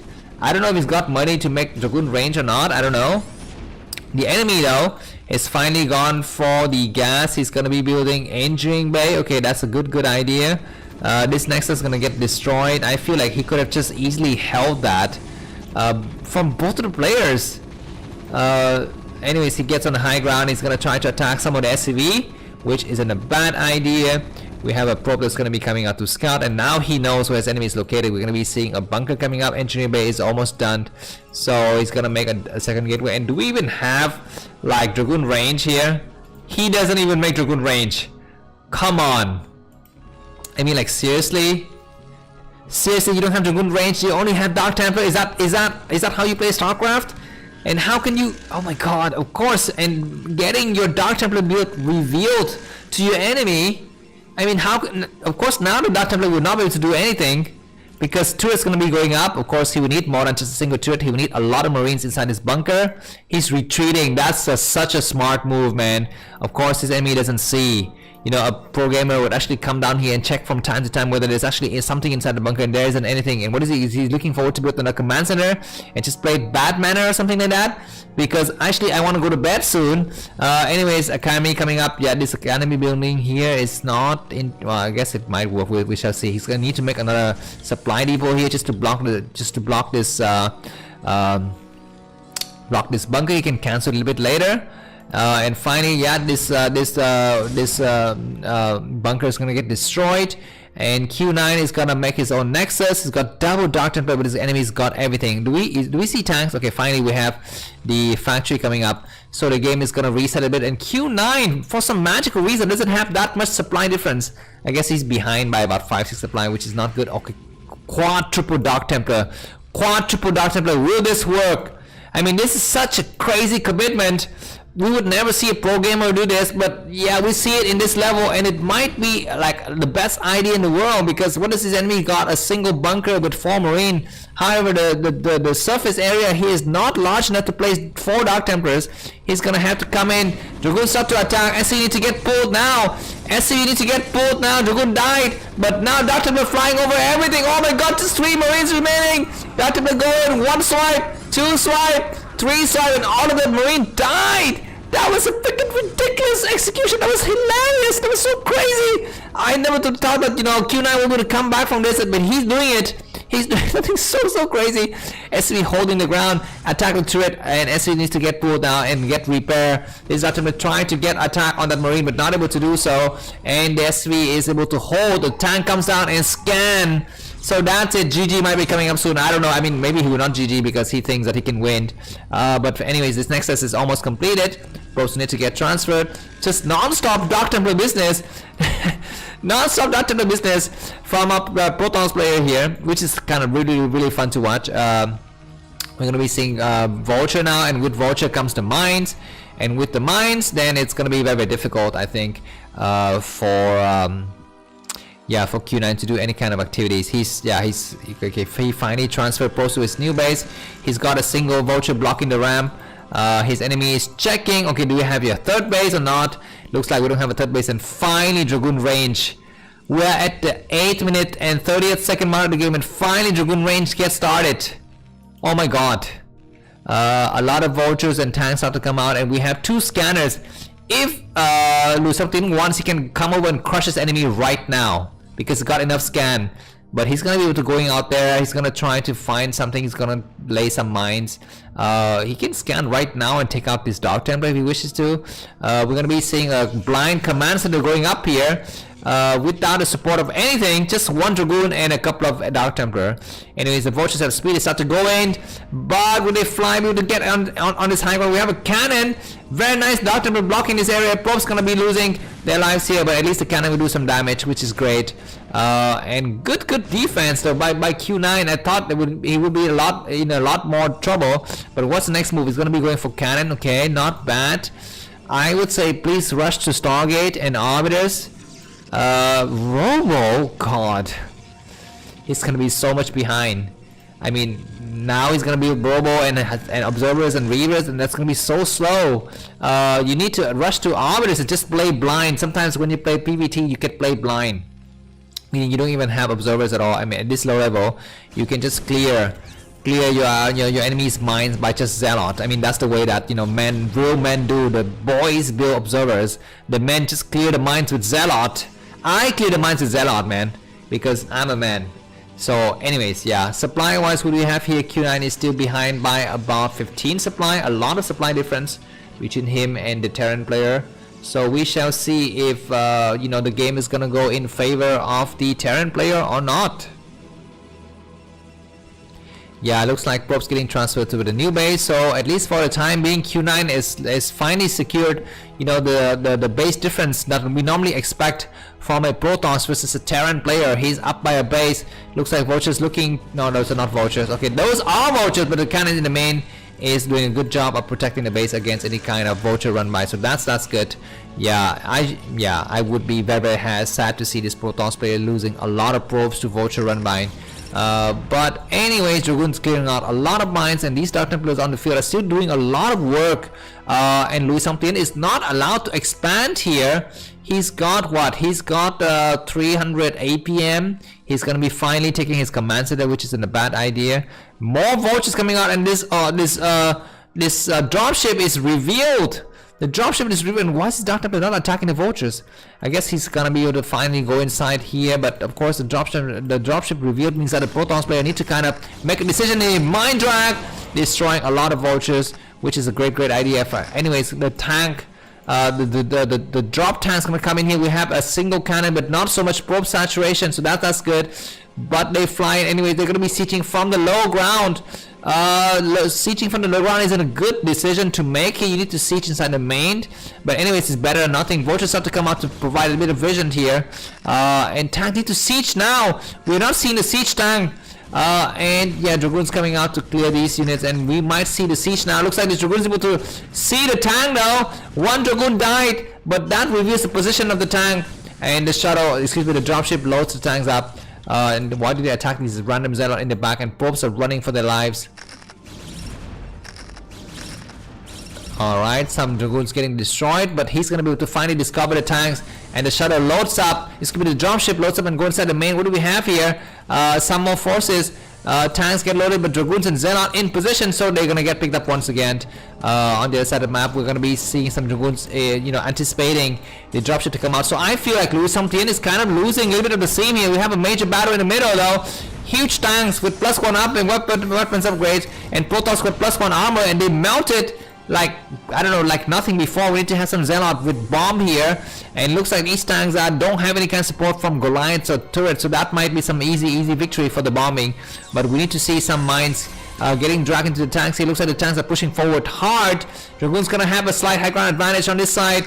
More Dragoon need to come from the left side, and that's good. Where's the shuttle? The shuttle flies in. He drops a Zealot. He drops 2 Zealot. A Dark Templar is doing so much damage. So many tanks are melted. I mean, tanks are so fragile, and the last of the tank has been destroyed. This Dark Templar is doing a lot of damage, and what a battle that was! That was a ridiculous battle. That Dark Templar is still alive, and looks like we're gonna see another mind drag here. The Dark Templar going for the weaker tanks in the back. There was a beautiful execution of the Protoss player. I thought for sure this Protoss player was dead meat, but he's able to come back, and supply difference is kind of, you know, thinning out a little bit here. Only about 10 supply difference between the Protoss player and the Terran player, but he's gonna be, you know, kind of fearing the, you know, the offensive. It looks like tank's gonna be sieging on the high ground. And Luixongtien is able to secure this base. He's even saturated his new command center.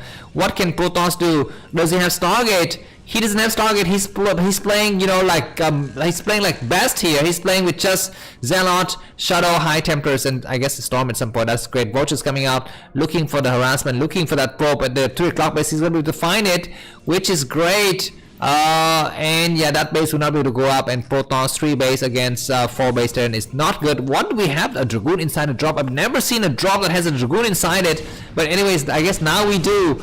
And yeah, these that probe will need to hide somewhere, I think. The shuttle gets inside, and okay, the probe hides. Okay, the probe is not allowed to hide. That's not good, and the shuttle's gonna fly in, but we have, wait, where's he going? He's gonna drop here? I mean, I'm very perplexed by this decision. He drops a Zealot to take out the turret. He dropped another Zealot. He drops a Dragoon. He's not even mind dragging.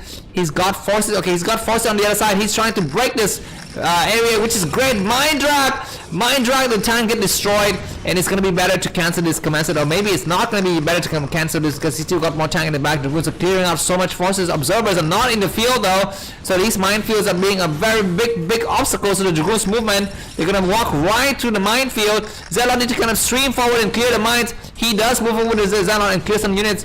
And yeah, he clears out some of the vultures, but that's gonna be time for him to back up because that he's got no vision.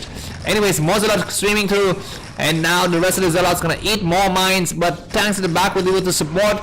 At least this what is it? The shuttle sees some vision, but that's gonna be the end of this battle. Terran's got 4 bases, Protoss got 3. I sense a GG incoming soon unless we have High Templars. Are there gonna be some High Templars? Look like the Protoss player is making some forces, which is a nice idea. But yeah, look at this guy, just clearing mines with Dragoons. Not a good idea at all. Supply wise, Terran is ahead by about 15 supply, and this is gonna be soon GG between these two players. But of course, in lower level Starcraft, anything can happen. Do not count out the weaker players, because like we saw in the previous game, Q9 was able to put up a fight until the last minute because he got perfect execution in the middle of the map. But anyways, yeah, we're gonna be seeing some more engagement happening here, and Q9 is gonna try to clear out these mines so he can actually go and take an expansion. But Terran's got a lot of forces. We have a dart and drop happening here. Excuse me, I completely missed that. Let's take a look at the supply as well as the upgrades for the players. Tanks have +1 weapons and +1 armor, and Protoss ground army have +2 armors and +1 weapon. You usually don't see Protoss having more upgrades than Terran. It's very rare to see, but I guess we're seeing it now. Very interesting. Do we see High Templars?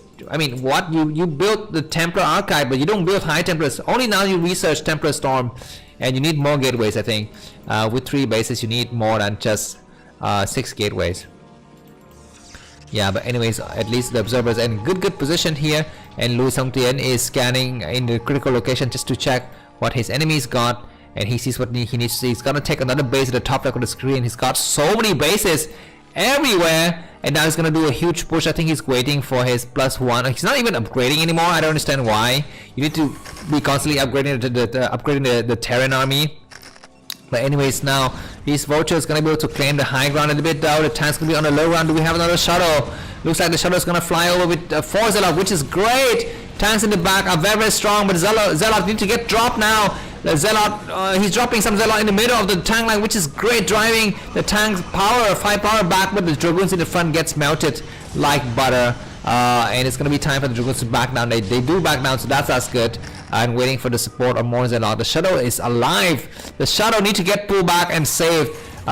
He's gonna just have 6 gateways. Not good, because the Terran has got what? He's got 7 factories, and Protoss only got 6 gateways, and this might be the end soon. There's no way that Protoss could actually come back. It's impossible with 5 base Terran and Q9 left the game. GG. Let's move on to the next set.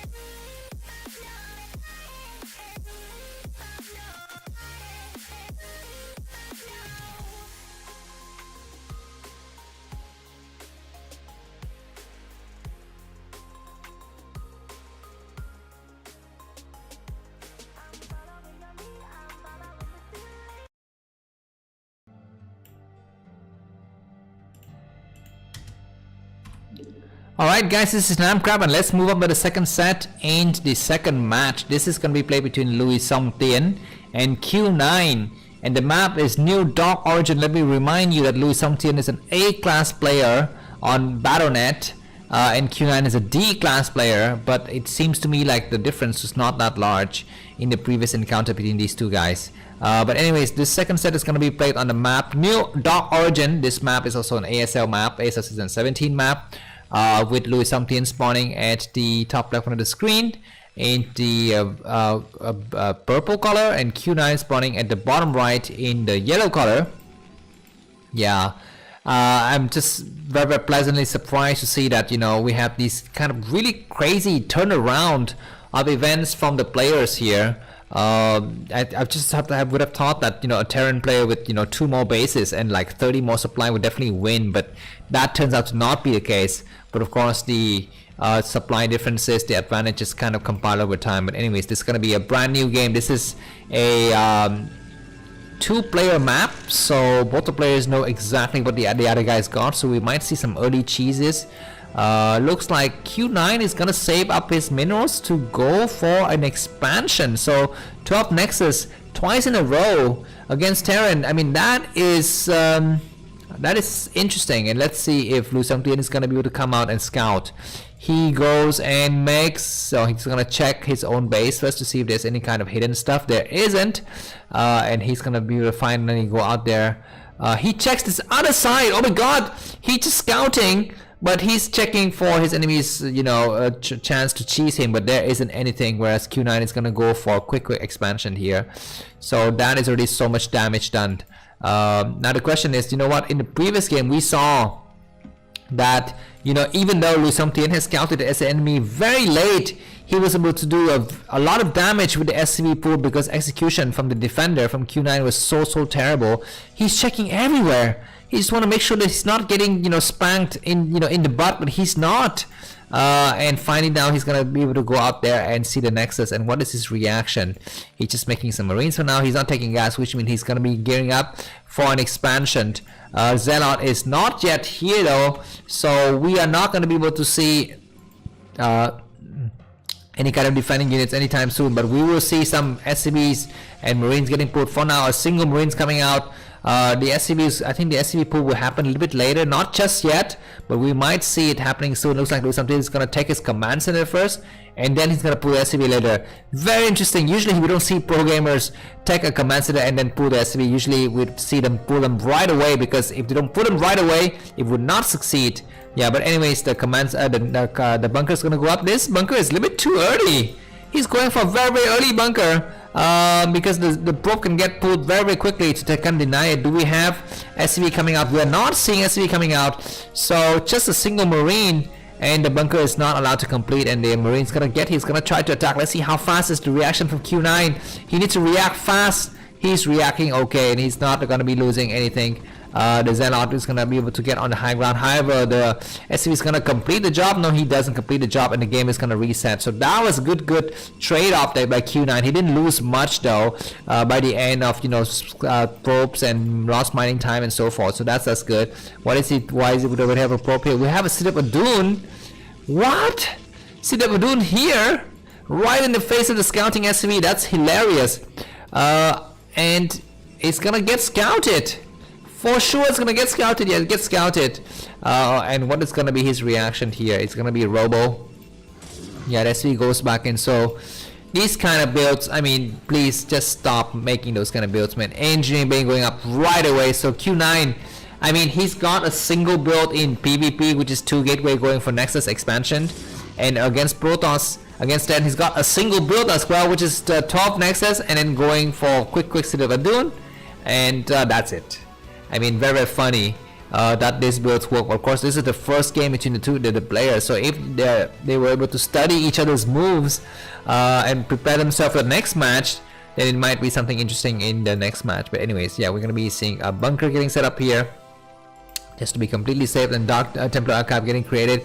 You know what, if I was discovered making a build like this, I would just go for like another command center. That's it, man. I wouldn't even bother with the rush, and I would try to recuperate by the fact that I can go for hidden bases. I would even try to take like the base around here, you know, just to completely scare my enemy.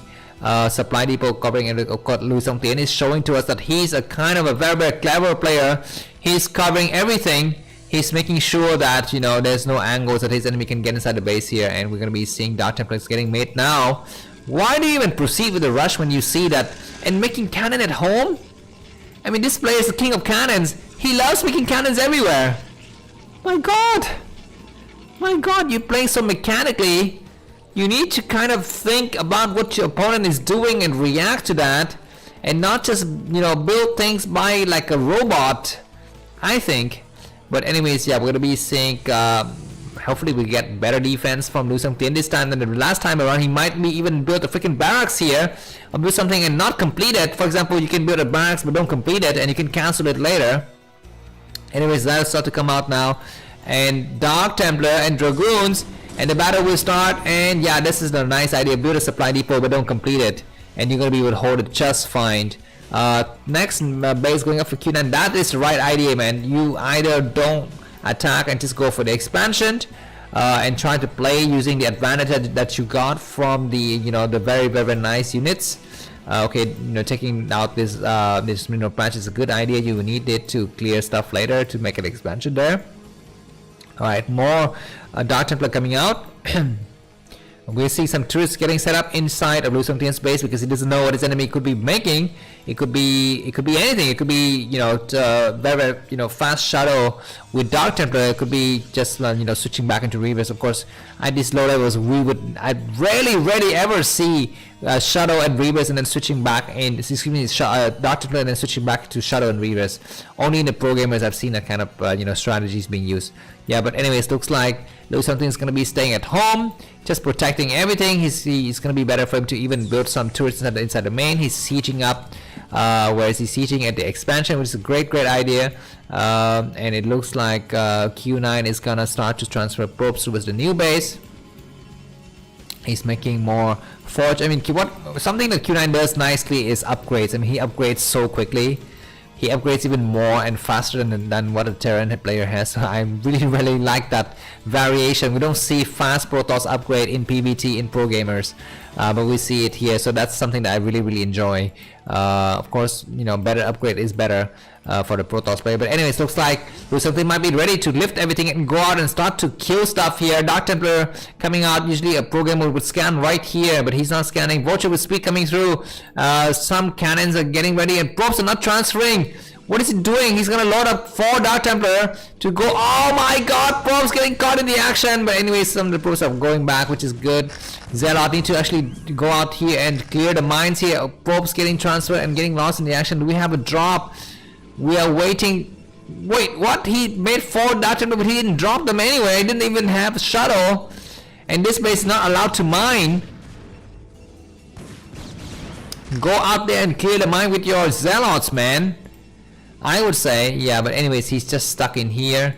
He's finally gonna make a shuttle now. I mean, the timing was really terrible. Usually you make the shuttle and then the 4 Dark Templar, but now he's got the 4 Dark Templar but he doesn't have a shuttle. Or maybe those Dark Templars from before. Yeah, that's right, I made a mistake. Maybe some of the Dark Templars were from before. But anyways, yeah, this base has got very few probes.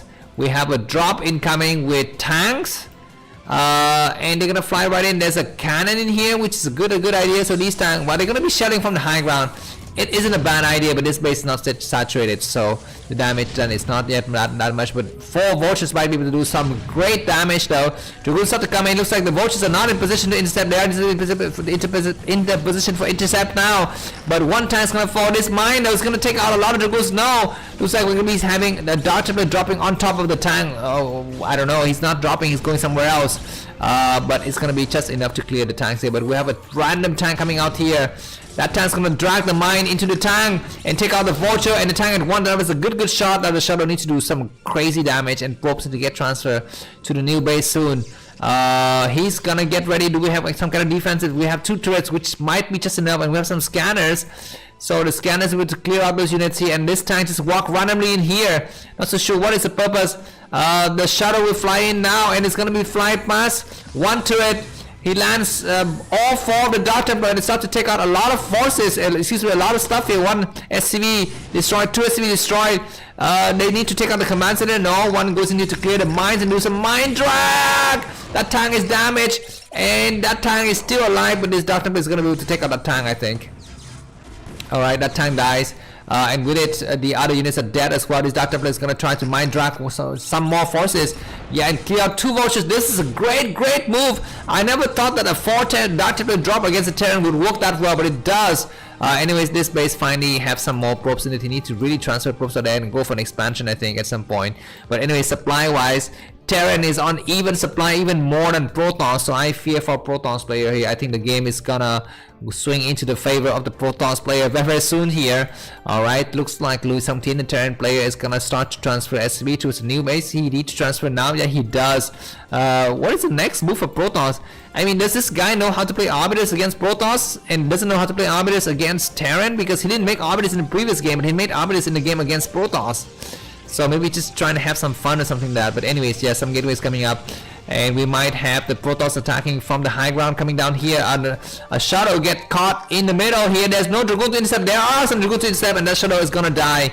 Maybe it dies. So at least there's a small comforting victory. And okay, excuse me, Zealot might have dragged something into that huge line of tanks and vultures there, but that's not going to be the case. Zealot with legs is finished, so that's good. And mind drags happening here. The tank is really damaged.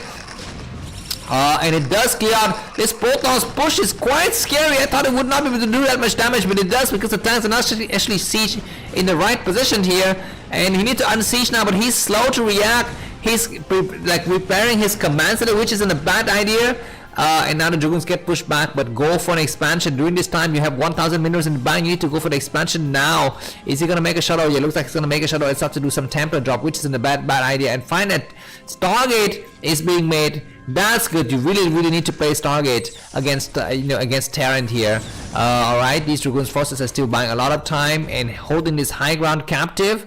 Terran on the low ground is able to show up. No upgrades. So it looks like Luixongtien doesn't like to do upgrades. I mean, he's upgrading very late. Okay, this base is gonna be, I guess these corridors gonna get cleared out by the Dragoons here. Alright, looks like Q9 is getting ready to take another expansion. At the 3 o'clock position of observers returning to clear out some of the vultures. That's great. And now 2 High Templars getting ready. Do we have a Shadow? I thought I saw a Shadow somewhere on this map, but it's not yet. Okay, here it is. No, nothing is inside the Shadow just yet. High Templar is gonna need to get on this high ground. What is he doing? Why is he not getting on high ground? Get here. Looks like he maybe get ready to kind of intercept these kind of mid push by the Terran army here. But anyways, we're gonna be having a small engagement out here. Vultures running through, but they're gonna get sandwiched. Yeah, there's nothing they can do here. Okay, he sees some cannons. He tried to go in and snipe some probes, but no, he goes out. But the Nexus is already created. Zealot need to clear the mines one by one, not in mass like this. That was terrible. Move a single Zealot through. He's moving all of his Zealot through. Anyways, this Nexus is able to get cleared out, so that's not bad. And Dragoon's gonna be surrounding from the other side of the map as well. Alright, the cannon gets destroyed. And Terran is doing really well. 2 High Templars getting sniped, man. That was a terrible mistake. I mean, yeah, it's so clumsy. Of course, you cannot expect it from someone with 150 APM, but still very interesting. I mean, let me remind you that these are just like people like you and me. They work in offices and they play Starcraft at night. They have children, they have wives and girlfriends. They're not free birds anymore. So to play Starcraft and to show the love for the game at this age is already a feat in itself. So please show some love and support them. I also kind of need to show some love to them, I guess, instead of just like making fun of them. Of course, I'm not even a good player, but anyways, if you want to support the SCVN tournament, what you can do is you can buy me a coffee and send me a comment to say that you want to use the money to donate to the prize pool. The prize pool is $120 for the winner, $80 for the second ranked player, and then I think $40 for the 3rd and 4th place. So if you want to increase that prize pool, please go ahead and send me a coffee and tell me what I should do with your money, like whether to donate it entirely to the prize pool or to to donate to a single player, or if you want to just buy me personally a coffee, that's also nice. It's not necessary, but anyways, looks like our Terran player is ahead by about 20 supply. He's got another base coming up. Another base coming up, so 2 bases, and Vultures might even come in hit in the back door here, because the back door is completely opened.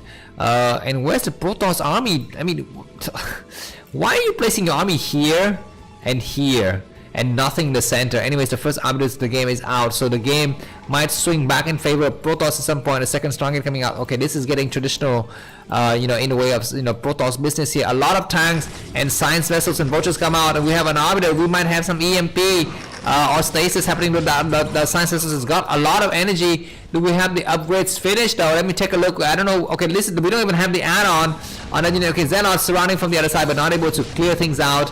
And these tanks are so strong. The Matrix is able to like really take the toll on the on the Dragoons attacking the front. Enough supply. Terran is up by about just 20 supply, but these tanks are so strong. +1 upgrades. Protoss has got Okay, Protoss got super upgrade, but it's got so much upgrade. Like I told you, Q9 loves upgrading. He loves to be ahead in upgrades. So he's +2 weapons and +2 armors, and tanks only's got +1. These Dragoons on the left right side are not really doing the right job though. Arbiters, where are you? There's an arbiter somewhere, but no Q9. GG, and Luixongtien wins 2-0, and let's move on with the next set. I'll see you soon.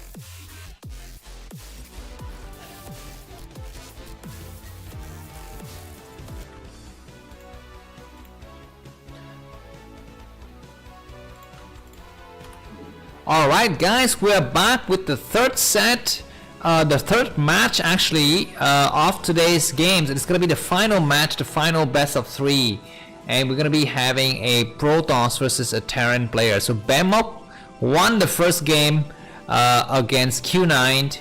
Luixongtien also won the first game against Q9, so these two guys are going to be fighting, and the player who wins this game is going to be temporarily at least the top winner, right? Yeah. Anyways, okay. Because I think there's another player in this group. Let me just quickly check. I have to go back to the image. Yeah, ZYCD, this guy is not playing at all today, so I guess he will play like 3 games in a row in another day, and that's gonna be something interesting. Because we saw in the previous game, the previous group, a player that is a Zerg player, Kudi, he had to play 3 games in a row, and that really took a toll on his performance, I feel. So let's see. I think it's going to be better to organize the game so that the players are not so tired after 3 consecutive games. But Luixongtien, Terran player, located at top right on the screen, and Bemoc is going to be located at the top left corner of the screen. This looks to me like, is it Polypoid or Vermeer? We shall see.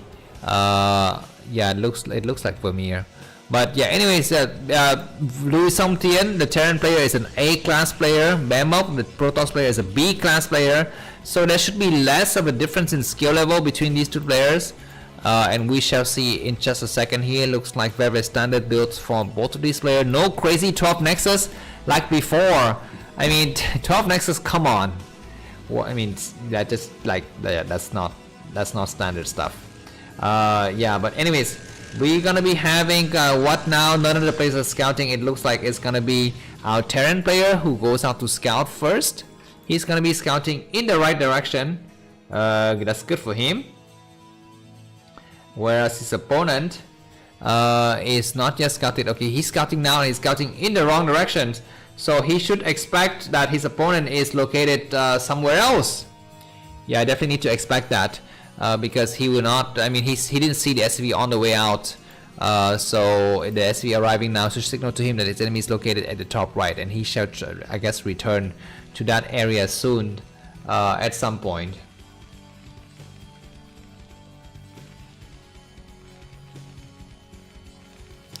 Alright, what do we have here? The SCV is going to check the situation, and the Protoss player is going to just go for the first Dragoons here.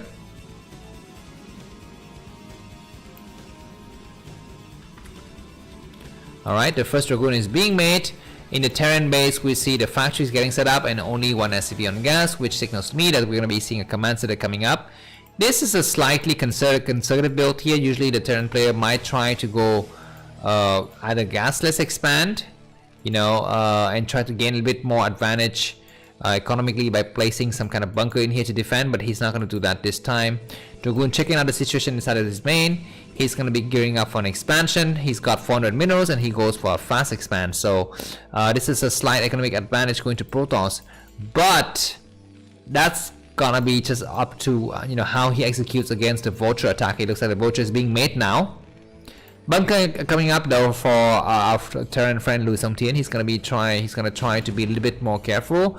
SCV needs to get caught on the ram, but no, SCV is able to escape, and Vulture's already out. But the probe misses the Vulture, and the Vulture misses the probe. So, anyways, by the time the Vulture gets in position, you know, a second Dragoon, even the first Dragoon would have returned. So there's gonna be no opportunity to kind of exploit anything. He might decide to hide here and place a mine at the 9 o'clock position just to buy some time. Yeah, he's gonna try to hide on this high ground first. And Protoss is gonna try to saturate his base here. Very interesting robo placement. Usually we see the robo kind of hugging the base here, but that is not the case. So anyways, okay, robo and second gateway coming down. So Luixongtien, excuse me, our friend Bemoc, Protoss player, is playing a bit conservative here. The Vulture goes in, there's nothing here. Probes are running back and forth. One probe down, 2 probes down. He needs to kind of attack now, I think. And yeah, just so many probes lost, and already Terran's got a nice advantage. These 2 Dragoons need to start to attack now. The tank is in the front. Dragoons are not attacking, they're gonna be backing up, but at least Bemoc has got a slight kind of worker advantage, you know, transferring workers to the new base a little bit earlier. But we need to see and wait a little bit to see more, because already the Terran player is ahead in supply. He's 3 supply ahead because he killed 3 probes in that exchange. So we shall see what's being upgraded in the add-on. It's gonna be mine first, and usually if it's mine first, the Protoss army has Protoss player has an advantage. They can try to do a big quick bust here against a couple of tanks because it's got double gateway. Double gateway is very strong if your enemy doesn't go for siege first, and he needs to take advantage of the situation. He's got 3 Dragoons, but he's not yet moving in. He's just hanging outside, which I feel is a kind of a mistake when this kind of, you know, medium rank Protoss players here. If you go for double gateway, you need to take advantage of it and move forward just to check if the tank have siege or not. The tanks don't have siege, you need to kind of really take advantage of the situation. And the Marines are going to try to push forward here. Okay, 3 Marines, 5 Marines, 3 tanks. Just 4 Dragoons that are not placed correctly, but 1 Dragoon need to get pulled back. The Dragoon is so damaged. He's not pulling back the Dragoon. He loses a single Dragoon, but he's got more Dragoons in the back. Clear the mine. Good moving shot. The Dragoon is not being used effectively in the front, and he might lose the Dragoon, but he's doing good backward moving shot. He needs to get on the high ground now. Get on the high ground and try to buy some time. He gets on the high ground. He loses one more Dragoon, maybe. No, he doesn't lose it. The Dragoon is dead, but finally he's able to actually kill a lot of vultures. And Marine, he's got more forces in the back. I would take another expansion now because I know that there's going to be no way his opponent's got more than just a few tanks out of one factory. He's even going for, okay, that's not a command center. Anyways, Dragoon's going to try to surround. Very good micro. Takes out 1 tank, 2 tanks, 1 more tanks dying. That was a good comeback here, and he can dance around and try to take out the vultures. Bad glitch though on the Dragoons, but they're able to clear out 1 more mines and then chase the rest of these vultures back. 1 Dragoon is once again damaged. Both Dragoons are so damaged, but they can do the shot on the vulture. The vulture dies, but both of the Dragoons die, so the game kind of reset, and Luixongtien is ahead by about 10 supply after exchange. And Protoss doesn't have another base. He doesn't have another base. More factories coming down, and this game is looking a little bit more like the pro games we often see on the Korean players. Anyways, Marine pushing forward and driving the single Dragoon back. This is hilarious. We don't usually see this kind of exchange. And more vultures coming from mine, so this might be the end here. Dragoons need to come out to support now, and we are seeing Dragoons coming up from the high ground. Vulture's gonna try to surround. The Dragoons come down. Attack! You need to attack. Do the moving shot. He's doing the moving shot, which is attacking his own nexus. Oh my god! And he tried to get on the high ground. He needs to kind of move correctly. He's gonna try to clear the mine. He does clear the mine, which is great. But this vulture's full of health. Is gonna go and hide all the way in the back. Oh my god, and that pylon blocks the path of the Dragoons event. So many probes are falling and more vultures coming through, I think, in the back. Yeah, and that is just so bad. This vulture needs to kind of move out there though. He's gonna actually move here and start to lay mines, and this is gonna be a domino effect here. Just, one domino falling after another, and already we are seeing something ahead by about 10, 15, 20, 15 supply now. The probes is doing a good body blocking. But no, that's gonna be the end. Do we have a command center for the Terran player? No, we don't. But maybe he doesn't need command center. I mean, he's got a lot of damage done. We even have a tank here. What? Wait, what happened to the rest of the probes? Did he get pulled? Did they all get pulled back? Looks like Protoss doesn't have enough forces to hold against a single tank. The tank is sieging on the low ground, and this vulture in the back is doing so much damage. I mean, this game is so chaotic. And yeah, that tank get destroyed, and probes can get transferred again. But that was so poor. That was so poor defense. Anyways, we're gonna be having 1 tank, 3 vultures coming out here, and yeah, looks like we're gonna be having the tanks pushing the rest of the Dragoons back. Good moving shot on the Dragoons. I need to pull back 1 more time. Do 1 more pull back. 1 Dragoon get hurt, but that's not so bad. And now the Shadow flies out. Does he have anything inside? Doesn't have anything. He's gonna try to load up the Zealot.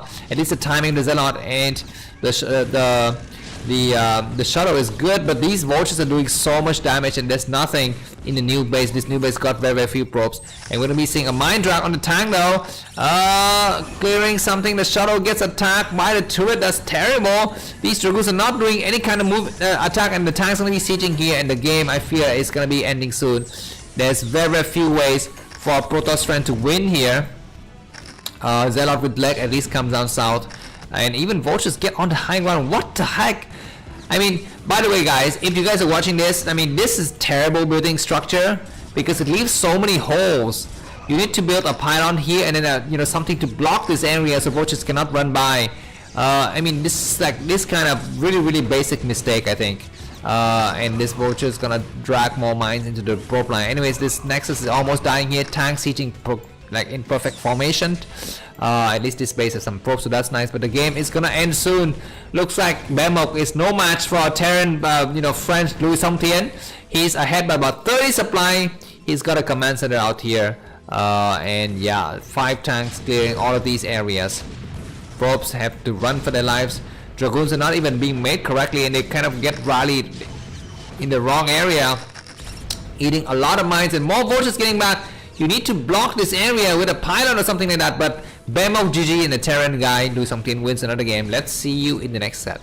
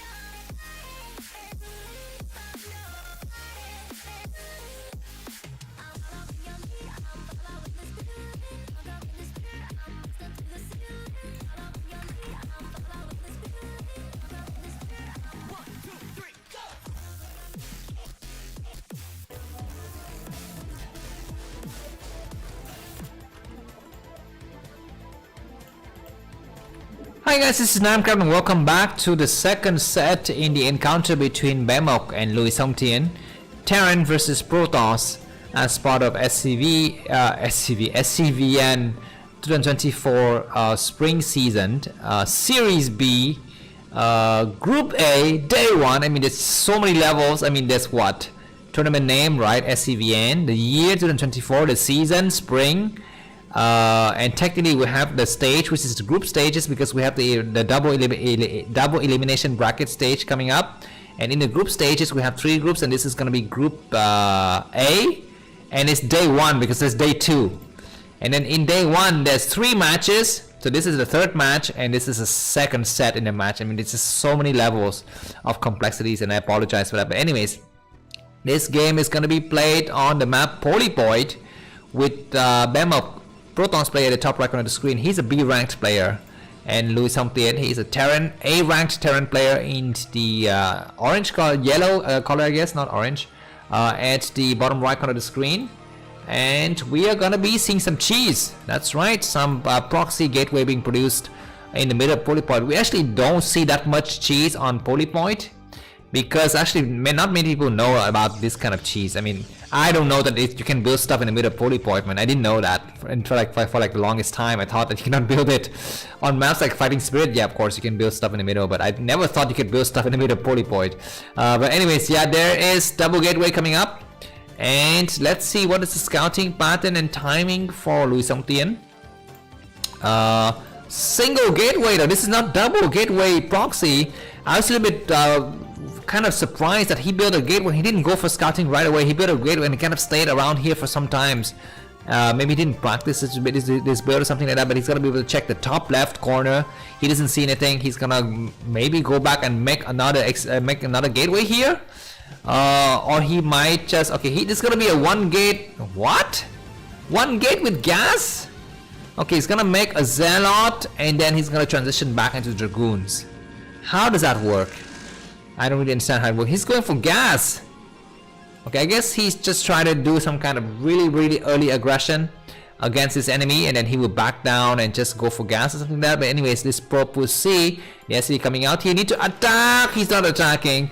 You know, pro gamers, they will be able to attack the SCV and actually follow it and kill it before the SCV arrives at his base. But anyways, the Zelle start to come out now, and we have the first Marine kind of waiting to intercept the probe, but will not be able to do anything. Why do you send a probe so early out only to kind of, you know, make a single gateway and then return and build gas?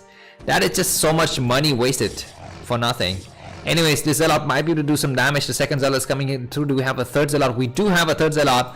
What is this? The second gateway going. So this is going to be a 2 gateway build. Marine get destroyed though, so this is good micro from a Protoss player. The probe is going to try to trap the Marine, which is great. The second Zelle gets through. Do we have a bunker? The bunker is not yet completed. Don't attack the SCV, attack the Marine. Go in. Okay, attack this SCV, man. Anyways, he's gonna try to kill out the one of the Marine on this side. A probe can try to attack it with a range attack. Can it? Okay, it can kill it. Kill out the SCV. So excuse me, kill out the Marine. So that was good. You know, a range attack there, and the last of the Marine might fall. Do we have more Zelle coming through? We need to get something in the bunker. This first Marine is gonna get in the bunker. The probe's gonna chase it. The probe attack. He attacks and he kills it. What a genius micro. That was good micro. And now this SCV is gonna try to body block, but not successfully so. And more SCV is gonna be falling. What is the follow-up? It's gonna be Dragoons.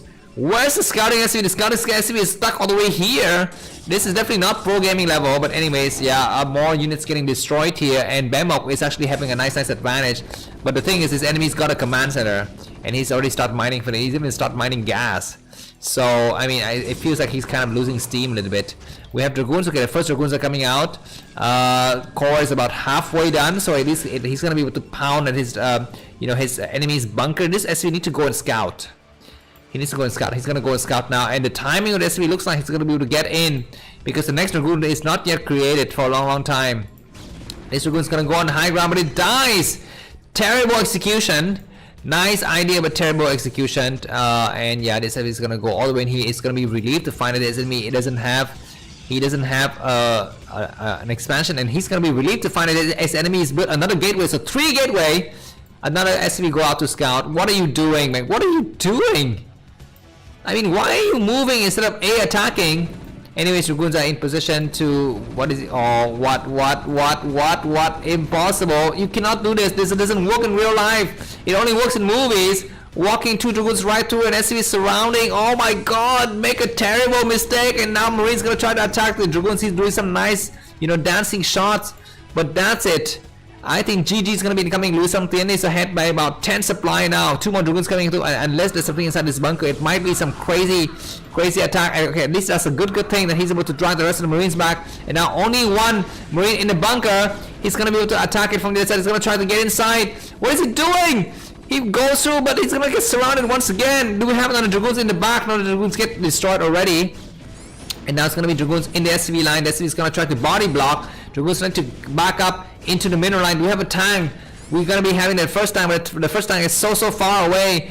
SCV once again come out to body block. Good body block. I think it's going to be enough SCV to destroy the Dragoons now. The Dragoons kind of push way too far, I think. And now, yeah, that's going to be the end of this Dragoon. I think more Dragoons coming from the back, but 3 gateway, is it going to be enough to hold this? We even have a turret being created. What's this guy doing? He's trying to go and see it, but the SCV is going to body block once again. This will never work. This will never work.